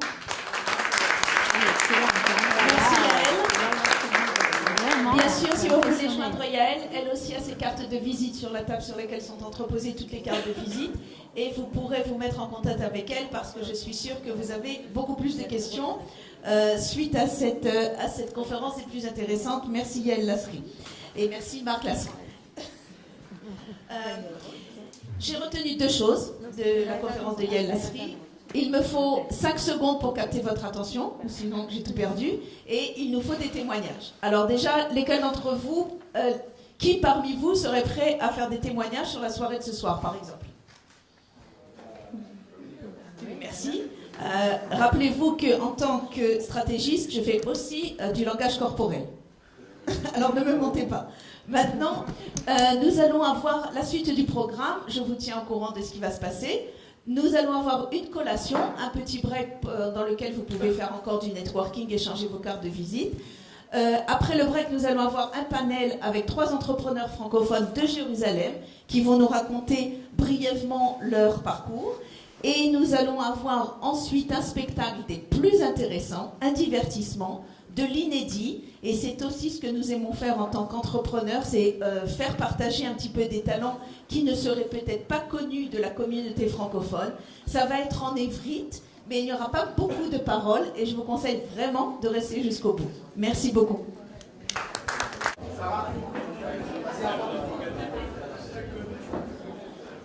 Bien, nous allons commencer notre panel, car la soirée ne fait que commencer ou presque. Nous avons encore un programme chargé à suivre et que le temps, c'est de l'argent. Alors nous allons commencer sans plus de retard. 3 entrepreneurs nous ont fait l'amitié de venir ce soir pour témoigner de leur histoire parce que 3 ont eu un parcours des plus intéressants. Nous les connaissons bien. Je vais les présenter un par ordre alphabétique. Abraham Azoulay, qu'on ne présente plus. D'ailleurs, on va passer directement à Abraham Bougané. Abraham Azoulay du Petit Hebdo, du Plus Hebdo, récemment, qui a fait son Aliyah en l'an 2000, qui a travaillé dans un tout autre domaine avant de se lancer dans la presse francophone, qui travaille dans un magasin. D'accord, alors je raille ça, on fait machine arrière, mais il a travaillé dans un magasin, pourquoi? Parce que c'est l'exemple que je voudrais que tu donnes, Abraham, pour les entrepreneurs. Nous ne sommes pas nés entrepreneurs, nous saisissons juste une opportunité et beaucoup d'entre nous ont commencé comme salariés. C'est l'histoire que je voudrais raconter justement ce soir pour encourager ceux qui veulent faire le pas et qui hésitent encore. Donc Abraham a fait son allié en 2000 et en 2001 il décide de créer une feuille d'information. Je dis une feuille parce que Colagavodlo, c'était qu'une feuille à l'époque, un feuillet d'information communautaire en bleu et blanc. Et ensuite, qui distribuait Jérusalem à 1000 exemplaires et qui ensuite, en 2013, est distribué sur tout Israël à 20 000 exemplaires et qui a maintenant un site internet dont Yael nous a vanté donc tout le mérite d'avoir un site internet. Ça, c'est le plus hebdo Avraham Azoulay. Nous avons ensuite un autre Avraham, Avraham Bouganim, de Boogie's Design, qui a fait son alien, lui, une première fois en 77, mais pour faire comme beaucoup de nombreux jeunes, ou peut-être pas assez de nombreux jeunes, qui a fait l'armée, qui est reparti ensuite en France et qui est venu pour de bon à la maison en 99. En l'an 2000, il était salarié dans une société de décoration. En 2003, il a changé de société, a obtenu un meilleur job, vous vous souvenez, le livre de Job, le livre du travail. Donc il a obtenu un meilleur job et il est arrivé avec une promotion donc en tant qu'employé toujours, salarié. Et ensuite, en 2012, a décidé lui aussi de faire le grand saut et de plonger, de créer sa propre société, Boogie's Design, qui a maintenant un magasin et aussi une société de rénovation. Et la croissance, Baruch Hashem, a l'air constante et dans la bonne direction. Notre troisième entrepreneur du soir est Liron Shimoni, d'Anatel. Éteignez vos téléphones, s'il vous plaît. Rien de personnel, Liron, mais pensez à mettre votre silencieux sur votre téléphone. Alors, Liron est un autre parcours des plus intéressants, parce que lui, je dirais que c'est un entrepreneur né, justement. C'est l'exception qui confirme la règle. Il crée en France Anatel en 2003, il travaille pour Anatel là-bas. 2006, il se marie, ce qui est déjà un entrepreneur en soi. Puis en 2009, il fait une aliyah progressive, comme de nombreux francophones. Il va et vient, il passe les Hagim ici. En fait, je crois que c'est parce que tu ne voulais passer qu'un jour de fête, on a tous compris, que tu en avais marre de passer 2 jours pour chaque Hag. Et donc il vient en 2009 et un jour décide simplement de rester. Le fait de partir est trop douloureux, il reste, donc c'est une aliyah spontanée. Et comme il s'ennuie un peu, parce qu'il reste, et puis finalement, il n'a pas encore grand-chose à faire, donc il décide de créer une compagnie. Allons-y. Et c'est Anatel. Et pendant que lui crée Anatel et qu'il commence à s'étendre sur tout le pays, sa femme aussi, qui s'ennuie un peu dans la cuisine, a créé aussi sa propre société. Donc on voit qu'on est entrepreneur ou on ne l'est pas, mais je crois qu'en tant que juifs, on l'est tous. Nous sommes tous des opportunistes au bon sens du terme. Et je crois qu'avec l'énergie qu'il y a dans ce pays, dans cette magnifique terre d'Israël, tous ont pu faire le grand saut. Pourquoi ? Parce qu'il faut saisir les opportunités. Et c'est ce que je voulais discuter avec nos 3 amis ici présents, c'est leur poser un petit peu plus de questions. Si je me suis trompée dans votre profil, vous avez 35 secondes et demie pour rectifier. Et on va commencer par la première question. On va commencer par ordre alphabétique, d'accord ? Avraham et Liron.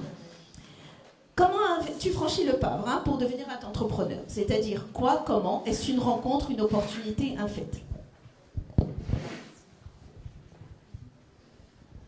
Je crois qu'on ne franchit pas le pas, on l'est ou on ne l'est pas, mais en Israël particulièrement, pour la petite histoire, parce que tu as commencé en 2000, en France j'étais aussi entrepreneur, j'avais des magasins de meubles et de décoration, et qui n'a vraiment c'est un grand rapport avec ce que je fais aujourd'hui, mais quand je suis arrivé en Israël, pour pouvoir travailler, pour pouvoir vivre, vu que je ne savais faire que ça, vendre des meubles ou de la déco, je suis rentré dans des magasins à Talpiot et j'ai commencé là-bas à demander à travailler, et c'est comme ça que j'ai commencé dans ces magasins.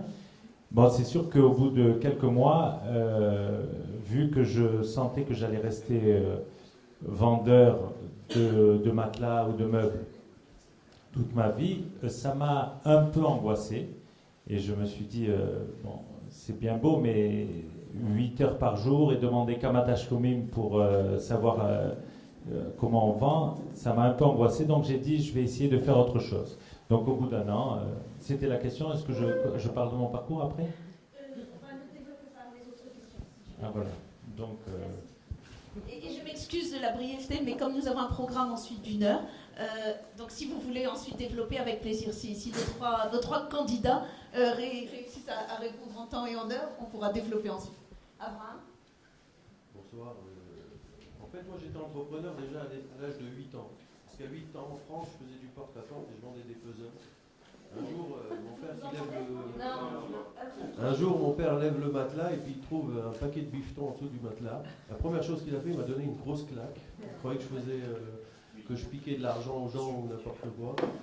Et puis, à l'époque, il m'avait enlevé un peu la confiance, donc il me l'a remise il y a quelques années. Il m'a dit, écoute, si déjà tu travailles assez dur dans une boîte et que tu fais gagner de l'argent, fais-le pour toi. Tu as un nombre d'heures d'énergie que tu dépenses par jour, tu peux les dépenser pour toi.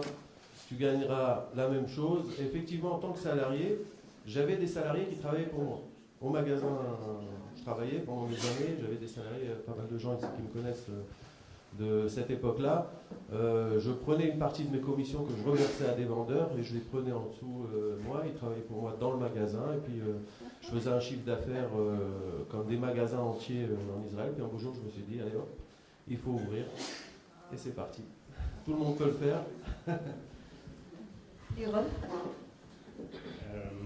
Bonsoir. Alors moi c'est un peu différent puisque en fait très sincèrement on m'a un petit peu poussé dedans dans le sens où déjà à l'âge de 10-12 ans je faisais des sites internet, des programmes et tout ça pour des personnes et pour des sociétés et puis bien sûr comme je pouvais pas facturer à chaque fois ils me donnaient des petits billets par-ci, des petits billets par-là et puis arrivé à l'âge de 18 ans, ils m'ont dit bon bah maintenant il faut que tu montes ta société et que tu commences à nous facturer et qu'on commence à te payer parce que c'est bien sympa de nous rendre service depuis des années, mais ça serait bien qu'on te paye. Et donc voilà, j'ai créé ma première société le 6 janvier 98, le jour de mon anniversaire de mes 18 ans. C'était ma première boîte et puis depuis on a créé d'autres grâce à Dieu.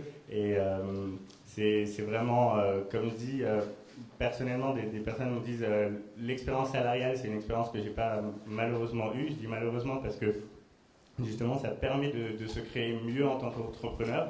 Donc, c'est pas grave. Moi, je ne me dis pas un grand entrepreneur, mais en tout cas, j'ai essuyé mes propres plâtres.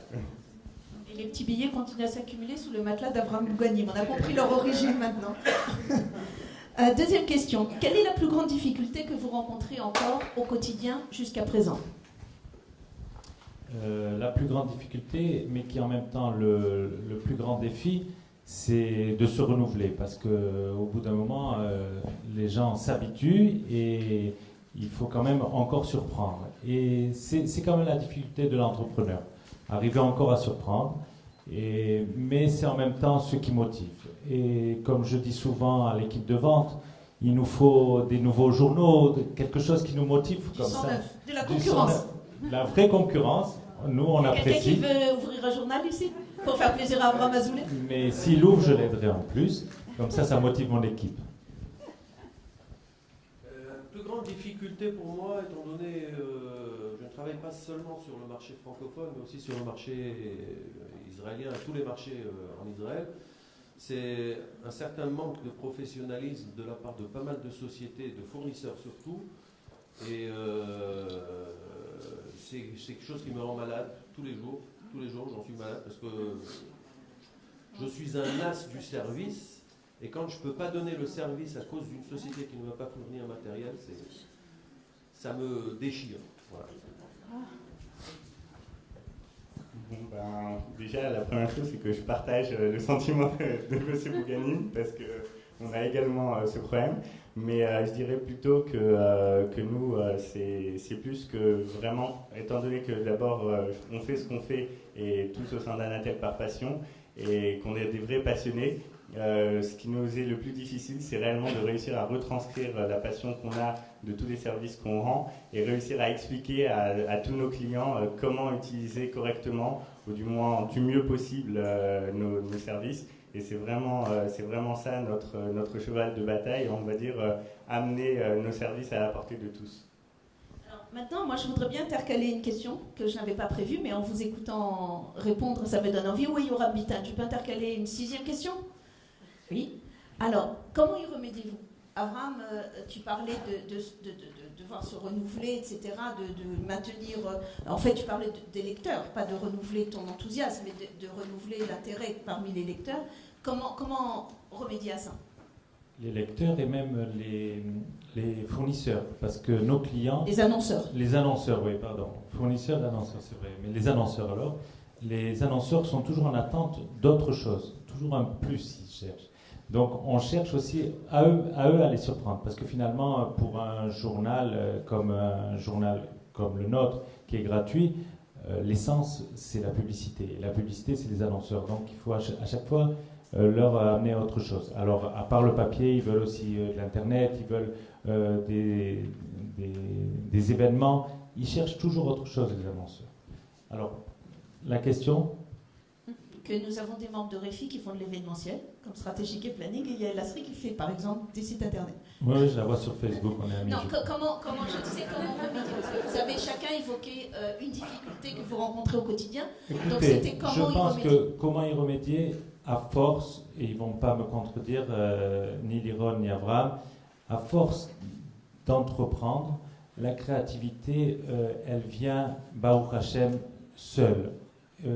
On ne cherche pas en permanence quelle idée je vais avoir. En fait, on a souvent le problème inverse. On a beaucoup d'idées et on se dit laquelle je vais prendre ou laquelle je vais éliminer. Et c'est plus ça. Donc, remédier au fait qu'on doit tout le temps se renouveler, bon, il n'y a pas besoin de remédier. Au contraire, ça vient naturellement. Maintenant, il faut trouver le bon chemin.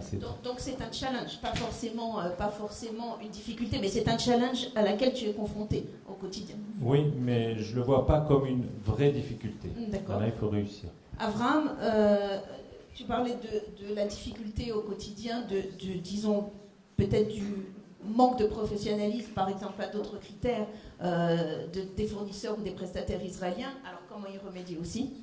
Alors, 3 choses. La première, le sourire le matin. Kol hakaval et tova, c'est-à-dire tout retard est un bienfait d'abord. C'est quelque chose qu'il faut bien apprendre. C'est une belle phrase de la Torah qu'il faut apprendre. La deuxième chose, je perds de l'argent pour mon client, mais j'enverrai toujours une voiture ou un taxi chercher ce qu'il faut, même si je n'ai pas été livré. Et la troisième, j'essaye au maximum de ne pas être tenu, c'est-à-dire j'essaye d'agrandir mes stocks et avoir mes stocks à moi et ne pas acheter chez les autres, c'est la troisième solution. Donc, et avant tout, c'est satisfaire le client, c'est-à-dire le client ne doit pas payer les difficultés pour les difficultés rencontrées au quotidien. Non, toujours, même si on perd de l'argent, il faut que le client ait sa marchandise. Il y a ici certains de mes clients, ils le prouveront. Marc Lasserie. Et Michael Choukroun. Donc, pareil, par rapport à la difficulté qu'il a eue, je partage également la solution, puisque c'est celle qu'on adopte également.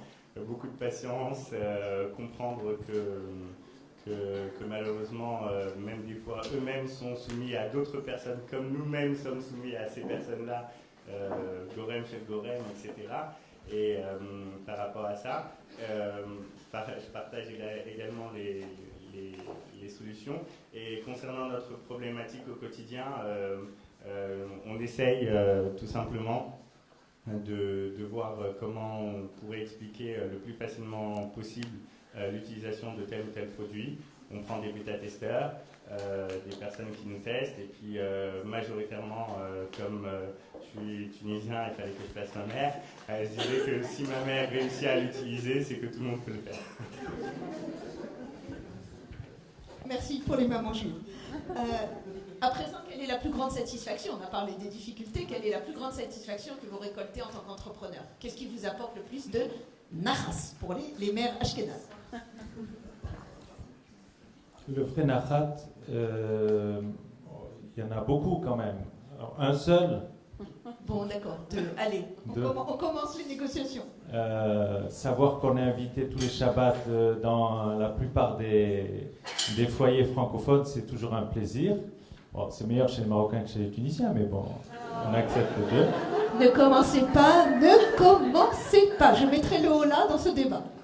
Mais le vrai nachat que j'ai en fait, c'est quand je rencontre des gens dans la rue, non pas qu'ils me reconnaissent, ça va, c'est BCDR, c'est à ce niveau-là, mais qu'ils me disent, vraiment, c'est ma plus grande satisfaction, ils me disent, grâce au petit hebdo, j'ai trouvé du travail. C'est vraiment mon plus grand nachat.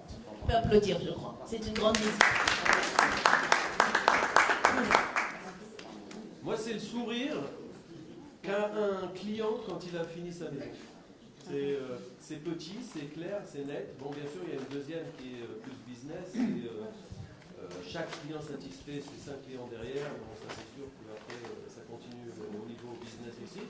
Mais le premier, c'est quand un client m'appelle, me dit écoute, ma baraque est sortie super, je t'invite à la Hanouka de Bait, c'est la plus grande satisfaction.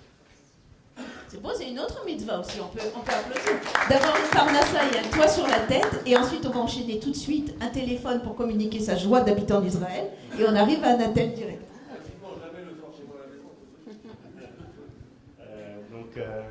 Moi, je pense que c'est vraiment lorsque des personnes réussissent à tirer plein profit de nos services. Et pour donner un vrai exemple, en 2003, quand on a commencé, il y a encore jusqu'à aujourd'hui un phénomène qui s'appelle le phénomène de l'Alia Boeing, avec malheureusement les maris qui font les allers-retours avec la France. Et lorsque, grâce à Dieu, des dizaines, voire des centaines de personnes, de femmes m'ont dit que grâce à Anatel, leur mari restait plus souvent en Israël que d'habitude, parce que justement ça lui permettait d'abord de faire des économies et presque de réussir à faire croire qu'il était en France alors qu'il était avec sa femme et ses enfants. Je pense que vraiment ça c'était la plus grande satisfaction. Merci. En fait, je crois qu'on aurait dû changer de titre. C'est pas les entrepreneurs à l'honneur, c'est les malachim à l'honneur, les tzadikim à l'honneur. Et Liron, il faut dire Alia, Airbus. Il faut être politiquement correct. Et il y a aussi des épouses qui font malheureusement beaucoup de navettes entre la France et Israël. Quel conseil pourriez-vous donner chacun à quelqu'un qui souhaiterait suivre votre exemple et devenir entrepreneur?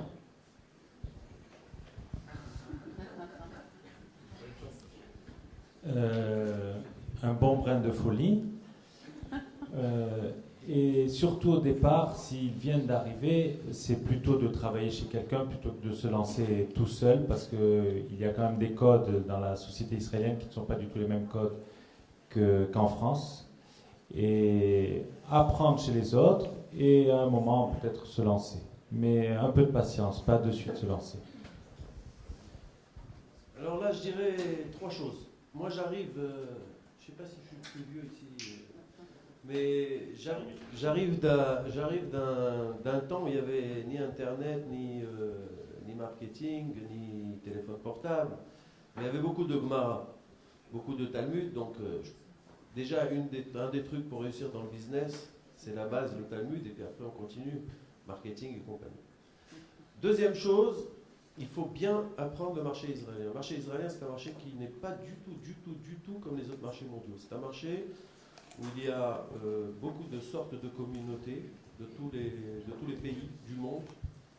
Et chaque communauté, chaque secteur, chaque pays a ses habitudes, a les couleurs qu'il aime, des produits qu'il aime, des produits auxquels il est habitué, etc. Donc chacun dans l'entreprise qui va essayer d'ouvrir, il faudra qu'il apprenne.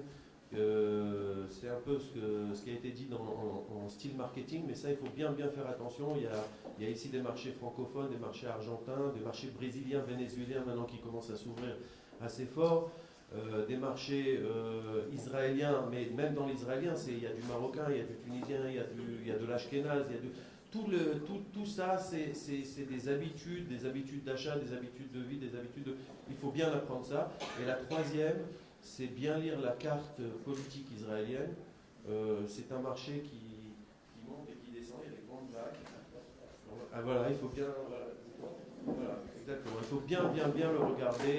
Des fois, on annonce une intifada, il faut s'y attendre. Des fois, on annonce une prochaine... Il faut savoir lire ça, il faut savoir quand il y a un Bibi qui monte avec... un Lapide et un Bennett, donc il va y avoir sûrement des choses qui vont faire. Il faut savoir s'y adapter avec les stocks, avec les achats, des fois réduire les achats, des fois les augmenter, etc. Bien lire une carte politique. Et décrypter un petit peu l'actualité dans laquelle vraiment nous sommes dépendants et c'est vraiment le centre de notre vie ici pour pouvoir les adapter à notre milieu professionnel, bien sûr. Liron? Moi je dirais se lever tôt, se coucher tard et prier. Mais plus sérieusement, très sincèrement, je pense que l'essentiel c'est vraiment, c'est un proverbe français, ne pas mettre la charrue avant les bœufs. On a énormément de personnes qui essaient d'entreprendre des choses et qui voient tout de suite des choses de manière très très grande, gigantissime. Et moi, personnellement, je donne toujours mon propre exemple, c'est vraiment de commencer petit et de doucement, au fur et à mesure, grandir. Et surtout, de s'associer et quand il y a besoin de s'associer, on peut ne pas s'associer, tant mieux. Mais si on doit s'associer avec les bonnes personnes. Comme je dis toujours, les personnes, quand il s'agit d'un chidour, ils prennent des informations sur la fille ou sur le garçon pendant des jours, et ils appellent les rabbinim et les frères et les sœurs. Ouais. Mais par contre, quand il s'agit de s'associer, les personnes sur un coup de tête s'associent, et très souvent, on voit malheureusement que dans beaucoup d'entreprises, une des sources d'échec, c'est ça. Et parce que justement, le humoun, la confiance entre les associés, c'est ça qui amène la bracha. Et donc, s'il y a entrepreneuriat et il y a association, faire attention à ça. Oui, tu l'as dit, Liron, on voit beaucoup, nous qui nous occupons de réceptionner aussi dans nos propres business, bien sûr, mais aussi au sein de Réfi, des Olim Radachim. Il y a beaucoup de naïveté, d'enthousiasme, de pureté, je dirais, chez les gens qui viennent ici et qui oublient leurs mécanismes de défense qui sont automatiquement levés en route Snaretz. Et donc, il faut faire effectivement attention au placement, à l'argent, à la confiance aux gens. Et puis aussi, on est un peu intense, un peu éliminé. On entend beaucoup Hachem Yazor, comme dirait l'histoire du beau-père qui reçoit son futur gendre. Alors, il était sympa, le futur gendre, qu'est-ce que t'en penses? Il dit oui, mais il croit que je suis Hachem. Donc, il faut faire attention de ne pas le faire aussi dans le monde professionnel. Mais Liron, tu as dit quelque chose d'intéressant. Tu as dit se lever tôt, se coucher tard. Je crois que chaque entrepreneur, nous connaissons cette règle.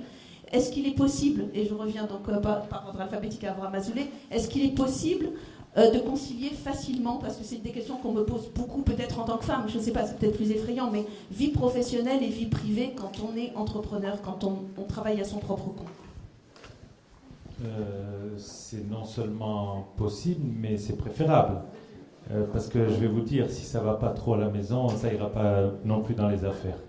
Alors, il vaut mieux essayer de préserver aussi la famille et être assez présent, le maximum possible, mais assez présent.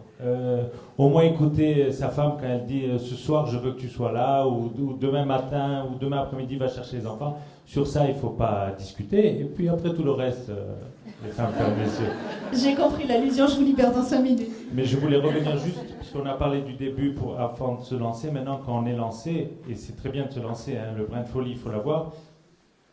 Le conseil que je donnerais une fois qu'on est lancé, une fois qu'on a bien réfléchi, qu'on a appris des autres, qu'on a regardé un peu ce qui se passait autour, quand on est lancé, je pense qu'il est très très important de se faire épauler, de se faire conseiller, de ne pas avoir, de ne pas croire qu'on sait et qu'on peut se passer des gens qui savent ou qui peuvent vous conseiller.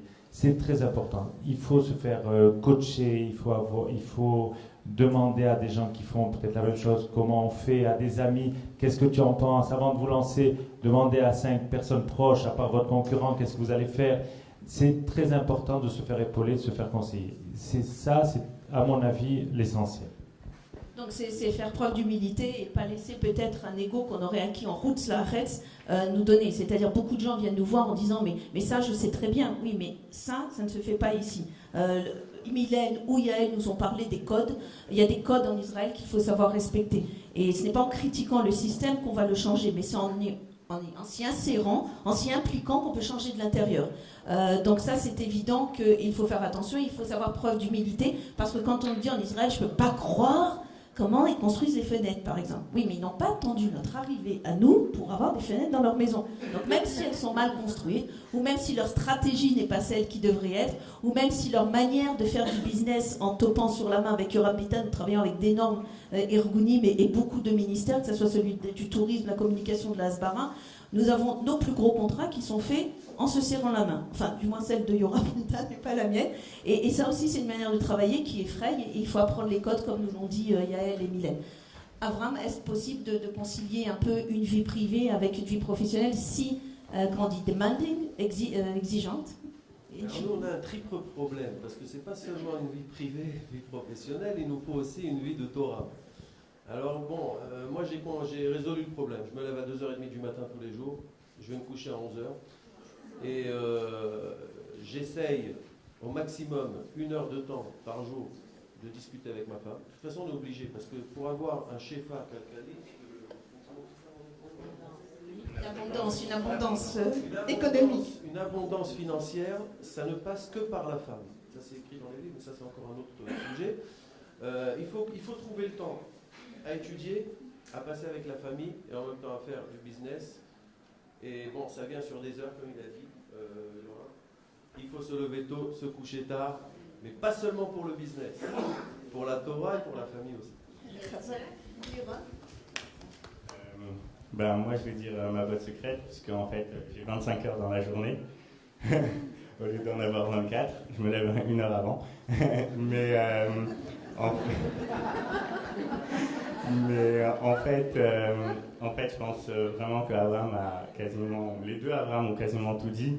À la seule chose qui m'est assez spécifique, c'est que très sincèrement, et je pense que c'est le cas de beaucoup d'entrepreneurs, c'est qu'en dehors du fait de se lever tôt, de se coucher tard et de concilier la famille, la Torah et le travail, c'est que lorsque le travail c'est également la passion de la personne, c'est justement de savoir mettre entre guillemets des limites et de savoir de temps en temps s'arrêter, aller dormir, se reposer. Même si les vacances pour nous c'est devant un ordinateur ou devant une Gemara, il faut comprendre que sa femme a envie d'aller dans le Golan et c'est vrai que je pense que c'est ça justement le vrai défi. Et c'est en ça que chaque juif est un entrepreneur dès qu'il naît, puisqu'il doit entreprendre le travail de sa vie et Bezrat Hashem rendre des bilans à la fin. Donc on espère que la période fiscale sera le plus loin possible, mais que surtout les résultats seront bons. Merci, tu parlais du bilan, bien sûr, avec un grand B. Merci Miron. Dernière question, et si c'était à refaire? Gloup. C'est sûr que je referai, peut-être pas de la même manière, mais c'est sûr que en Israël, personnellement, je pense qu'avec ce que je fais, c'est ma période au niveau du travail la plus épanouissante. Et oui, bien sûr, je referai. Moi, je pars du principe qu'à Kadosh Baruch Hu, tout ce qu'il me fait faire, c'est pour mon bien. Donc, pour sûr, si je l'ai fait, il me l'aurait fait refaire aussi.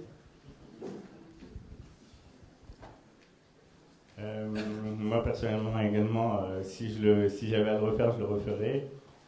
À l'identique, non. J'espère que j'aurais appris de mes erreurs. Malgré qu'on dit que dans le judaïsme, il y a ce qu'on appelle un chacham et un pikéar, c'est quelque chose qu'on m'a toujours dit. Le chacham, c'est celui qui apprend de ses propres erreurs, et le pikéar, c'est celui qui apprend des erreurs des autres. J'espère que cette fois-ci, je serai un petit peu plus pikéar. Merci de ces bons mots de sagesse. Excusez-moi, là, je vais vous dire la petite Vartora, parce qu'il a dit quelque chose là maintenant, et c'est sympa. Ça va, vous êtes OK avec vos femmes à la maison? 2 minutes, hein, je prends 2 minutes de plus, c'était pas prévu. Toujours pour la Torah, nous avons toujours 2 minutes. Non, je l'ai dit hier dans le shiur, que je donne un shiur tous les mardis soirs, donc voilà. Hier, j'ai amené Achacham Enav Berosho, le sage, il a des yeux sur sa tête, et l'imbécile, Aksil, et Enav Bachosher, voilà Bachosher. Et l'imbécile, ben, il va dans le... Alors il y a les Mefarshim qui posent une question et qui disent ça veut dire quoi? L'imbécile aussi, il a des yeux. Alors on explique ça d'une manière, j'ai vu un très très beau pérouche. Il y a les quatre choses que l'on amène à Sukkot. Il y a le Etrog, le Lulav, le Hadas et la Harava. Le Etrog, c'est le cœur. Le Lulav, c'est la colonne vertébrale. Les Hadassim, c'est les yeux. Et la Harava, c'est la bouche, d'ailleurs, la même forme. Alors, une question qui se pose, c'est vrai que le Etrog, c'est un, donc il y a un cœur. Le Lulav, c'est une colonne vertébrale, il n'y en a qu'une. La Harava, c'est une bouche, il n'y en a qu'une. Mais les Hadassim, pour qu'ils soient cachers, il faut qu'il en ait 3.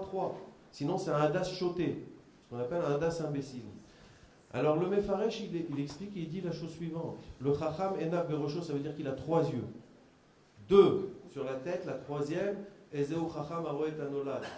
celui qui voit le futur. Et ça, c'est bien dans ce dont on a parlé, ça vient aussi dans le business. Chacham et Berocho qui regarde toujours ce qui va se passer après.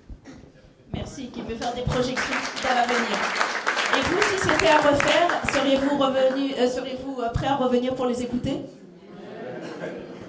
Merci à vous de vous être prêtés à ça. Je vous demande de rester ici quelques minutes. J'appelle Yoram Bitan à mes côtés, que je vous demande d'applaudir bien fort. Parce que toute cette organisation de la soirée a reposé sur ses épaules, qu'il a certes larges, mais que 2 épaules. Yoram, je te passe le micro. Okay. Alors Yoram va vous serrer la main, parce que moi je ne peux pas le faire. Et nous voulons vous remettre au nom de Réfi un certificat, et de la mairie, et de Mati, un certificat pour votre exemple, pour vos beaux mots de sagesse, et surtout pour la voie que vous avez montrée à tous ceux qui veulent suivre votre exemple. Merci beaucoup. J'ai dit que Yoram peut leur serrer la main, donc serrez-lui la main, Yoram, quand même.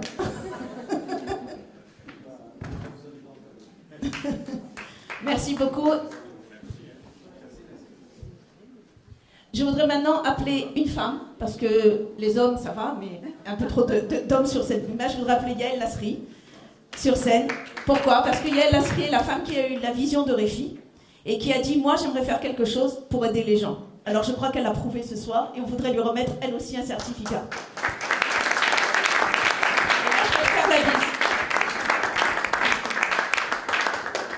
Merci, Yael. On peut lui poser des questions, Yael? Oui, si c'était à refaire, Yael, tu le referais? D'où est venue l'idée de monter cette entreprise? Alors, il y a 2 choses que je voudrais vous dire pour Réfi. C'est, Yael voulait aider les gens. Et nous venons de mondes différents. Nous sommes israéliens par Yoram, nous sommes américains par moi. Et nous avons dit à Yael, nous sommes là pour t'aider. Et nous, on a une grande vision. On a parlé de la vision. On a une grande vision pour Réfi. On a une grande vision pour les francophones en Israël, qui ne sont pas reconnus, qui sont un peu méprisés, il faut le dire, et qu'on aimerait un petit peu montrer sous un autre jour. Et je crois qu'on a réussi ce soir à montrer le sérieux des francophones professionnels en Israël. Mais pour réussir, il faut aider les gens, mais il ne faut pas les assister. Il y a une grande différence, une chose qui sépare l'assistanat et une chose qui sépare le fait de donner des outils aux gens pour y réussir par eux-mêmes. À Réfi, nous sommes très sérieux dans le travail. Et quelquefois, ça effraie un petit peu les gens. Mais si nous pouvons dire que nous fêtons nos 1 an et que ce réseau ne s'est pas écroulé comme de nombreuses autres tentatives, c'est que nous sommes sérieux dans ce que nous faisons. Lorsque les gens de la mairie Pigny est reparti, nous avons eu cette conversation avec lui, quand il nous a dit « Qui êtes-vous et quel est votre secret? Pourquoi est-ce que vous avez tenu le coup quand tant d'autres se sont écroulés? Pourquoi on tient le coup? Parce qu'il faut s'entraider. Mais il ne faut pas nous couper les ailes. » La créativité, je crois que c'est Abraham Azoulay qui a parlé de créativité qui s'autogénère. Plus nous sommes créatifs, plus nous avons envie de créer. Plus nous travaillons, comme c'est Abraham et Liron, 2 amis qui ont dit « Moi j'ai 25 heures par jour, tu me donneras le secret, parce que je me lève à 5 heures, mais Abraham Boganou, je ne me lève pas encore à 2 heures du matin. » Ça veut dire que plus nous donnons et plus nous travaillons, plus nous engrangeons un engrenage de positif, de force, de travail et de créativité. Alors Réfi, c'est ça, c'est un réseau qui s'auto-régénère parce que lorsque l'un est fatigué, il peut partager avec 30 autres membres sa fatigue. Nous vous parlerons à la fin dans la conclusion comment joindre le réseau et comment venir